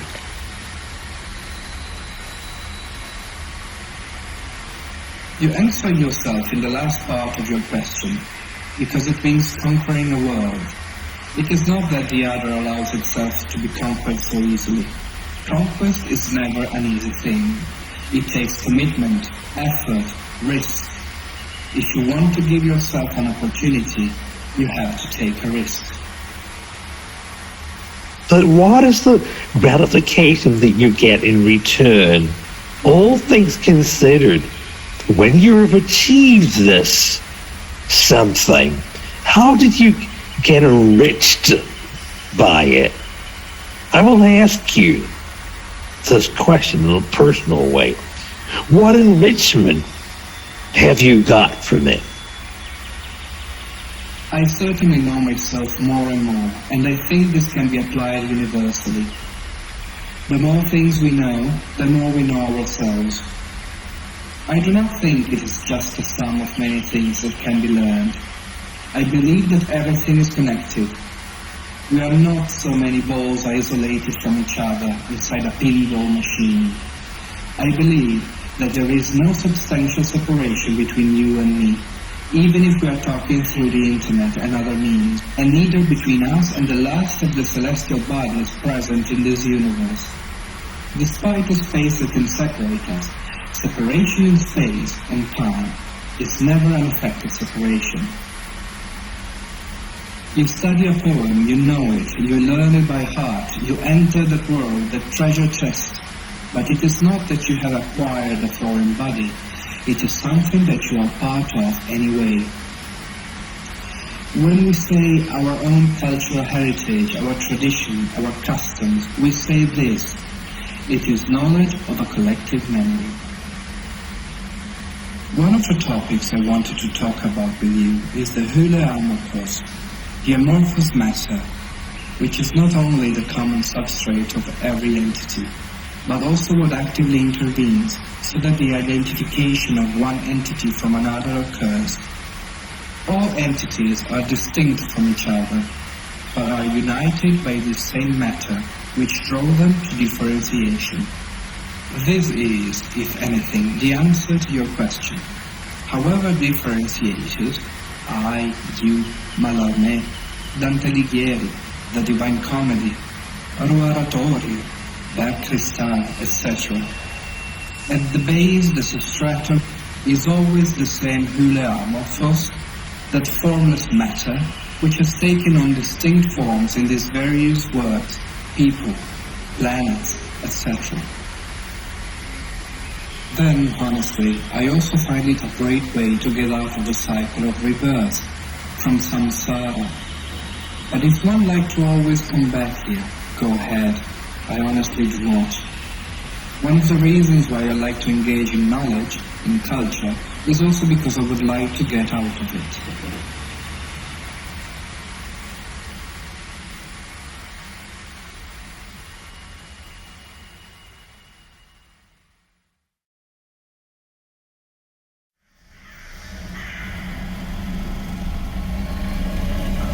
Note number 5. The hule amorphous.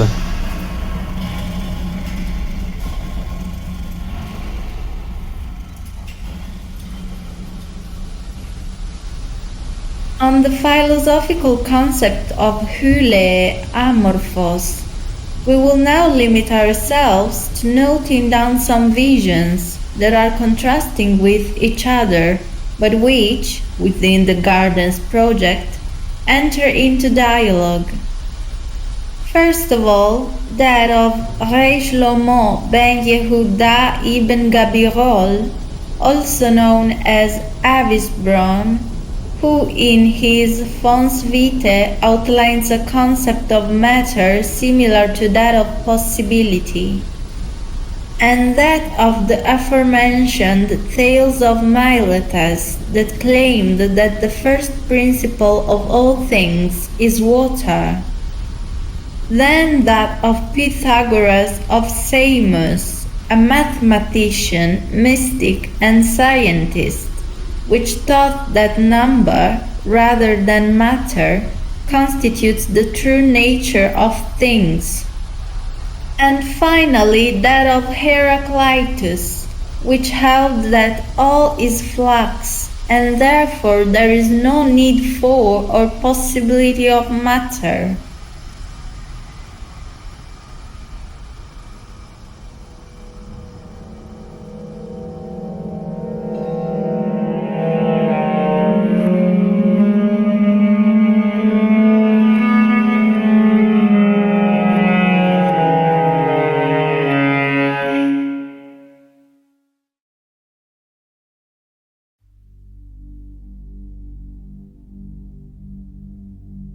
Forest Postulate, the path of mind.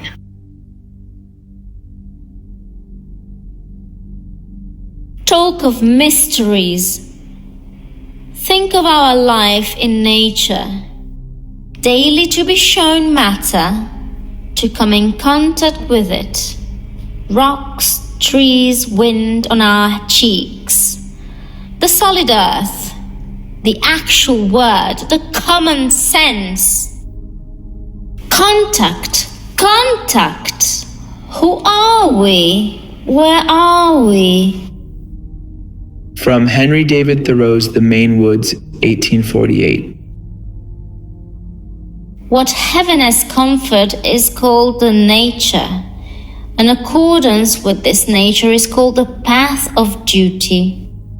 The regulation of this path is called instruction. The path may not be left for an instant. If it could be left, it would not be the path. On this account, the superior man does not wait till he sees things to be cautious, nor till he hears things to be apprehensive. I know how it is that the path of the mean is not walked in, the knowing go beyond it, and the stupid do not come up to it. I know how it is that the path of the mean is not understood. The men of talents and virtue go beyond it, and the worthless do not come up to it. The path is not far from man. When men try to pursue a course which is far from the common indications of consciousness, this course cannot be considered the path. When one cultivates to the utmost the principles of his nature and exercises them on the principle of reciprocity, he is not far from the path. What you do not like when done to yourself, do not do to others. The superior man is quiet and calm, waiting for the appointments of heaven, while the mean man walks in dangerous path, looking for lucky occurrences. How great is the path proper to the sage! Like overflowing water, it sends forth and nourishes all things and rises up to the height of heaven. All complete is its greatness. It embraces the 300 rules of ceremony and the 3,000 rules of demeanor. It waits for the proper man and then it is trodden. Hence it is said, only by perfect virtue can the perfect path in all its courses be made a fact. From Confucius, The Doctrine of the Mean, around 500 BCE. Truth is a pathless land, and you cannot approach it by any path whatsoever, by any religion, by any sect. That is my point of view, and I adhere to that absolutely and unconditionally. We have been told that all paths lead to truth. You have your path as a Hindu, and someone else has his path as a Christian, and another as a Muslim, and they all meet at the same door. Which is, when you look at it, so obviously absurd. Truth has no path, and that is the beauty of truth. It is living. A dead thing has a path to it because it is static, but when you see that truth is something living, moving, which has no resting place, which is in no temple, mosque or church, which no religion, no teacher, no philosopher, nobody can lead you to, then you will also see that this living thing is what you actually are. Your anger, your brutality, your violence, your despair, the agony and sorrow you live in. In the understanding of all this is the truth, and you can understand it only if you know how to look at those things in your life.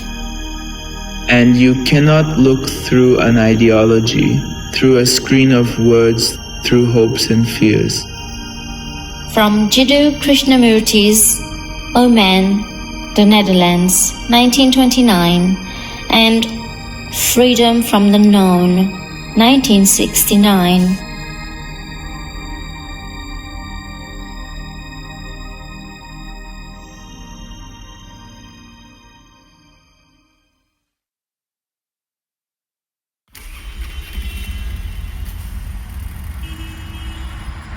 You have listened to Into the Woods, the second part of Dαίμων, the main sinner journey, a didactic play in 4 parts, and a prologue with an introduction, written and directed by Manuel Chieregato.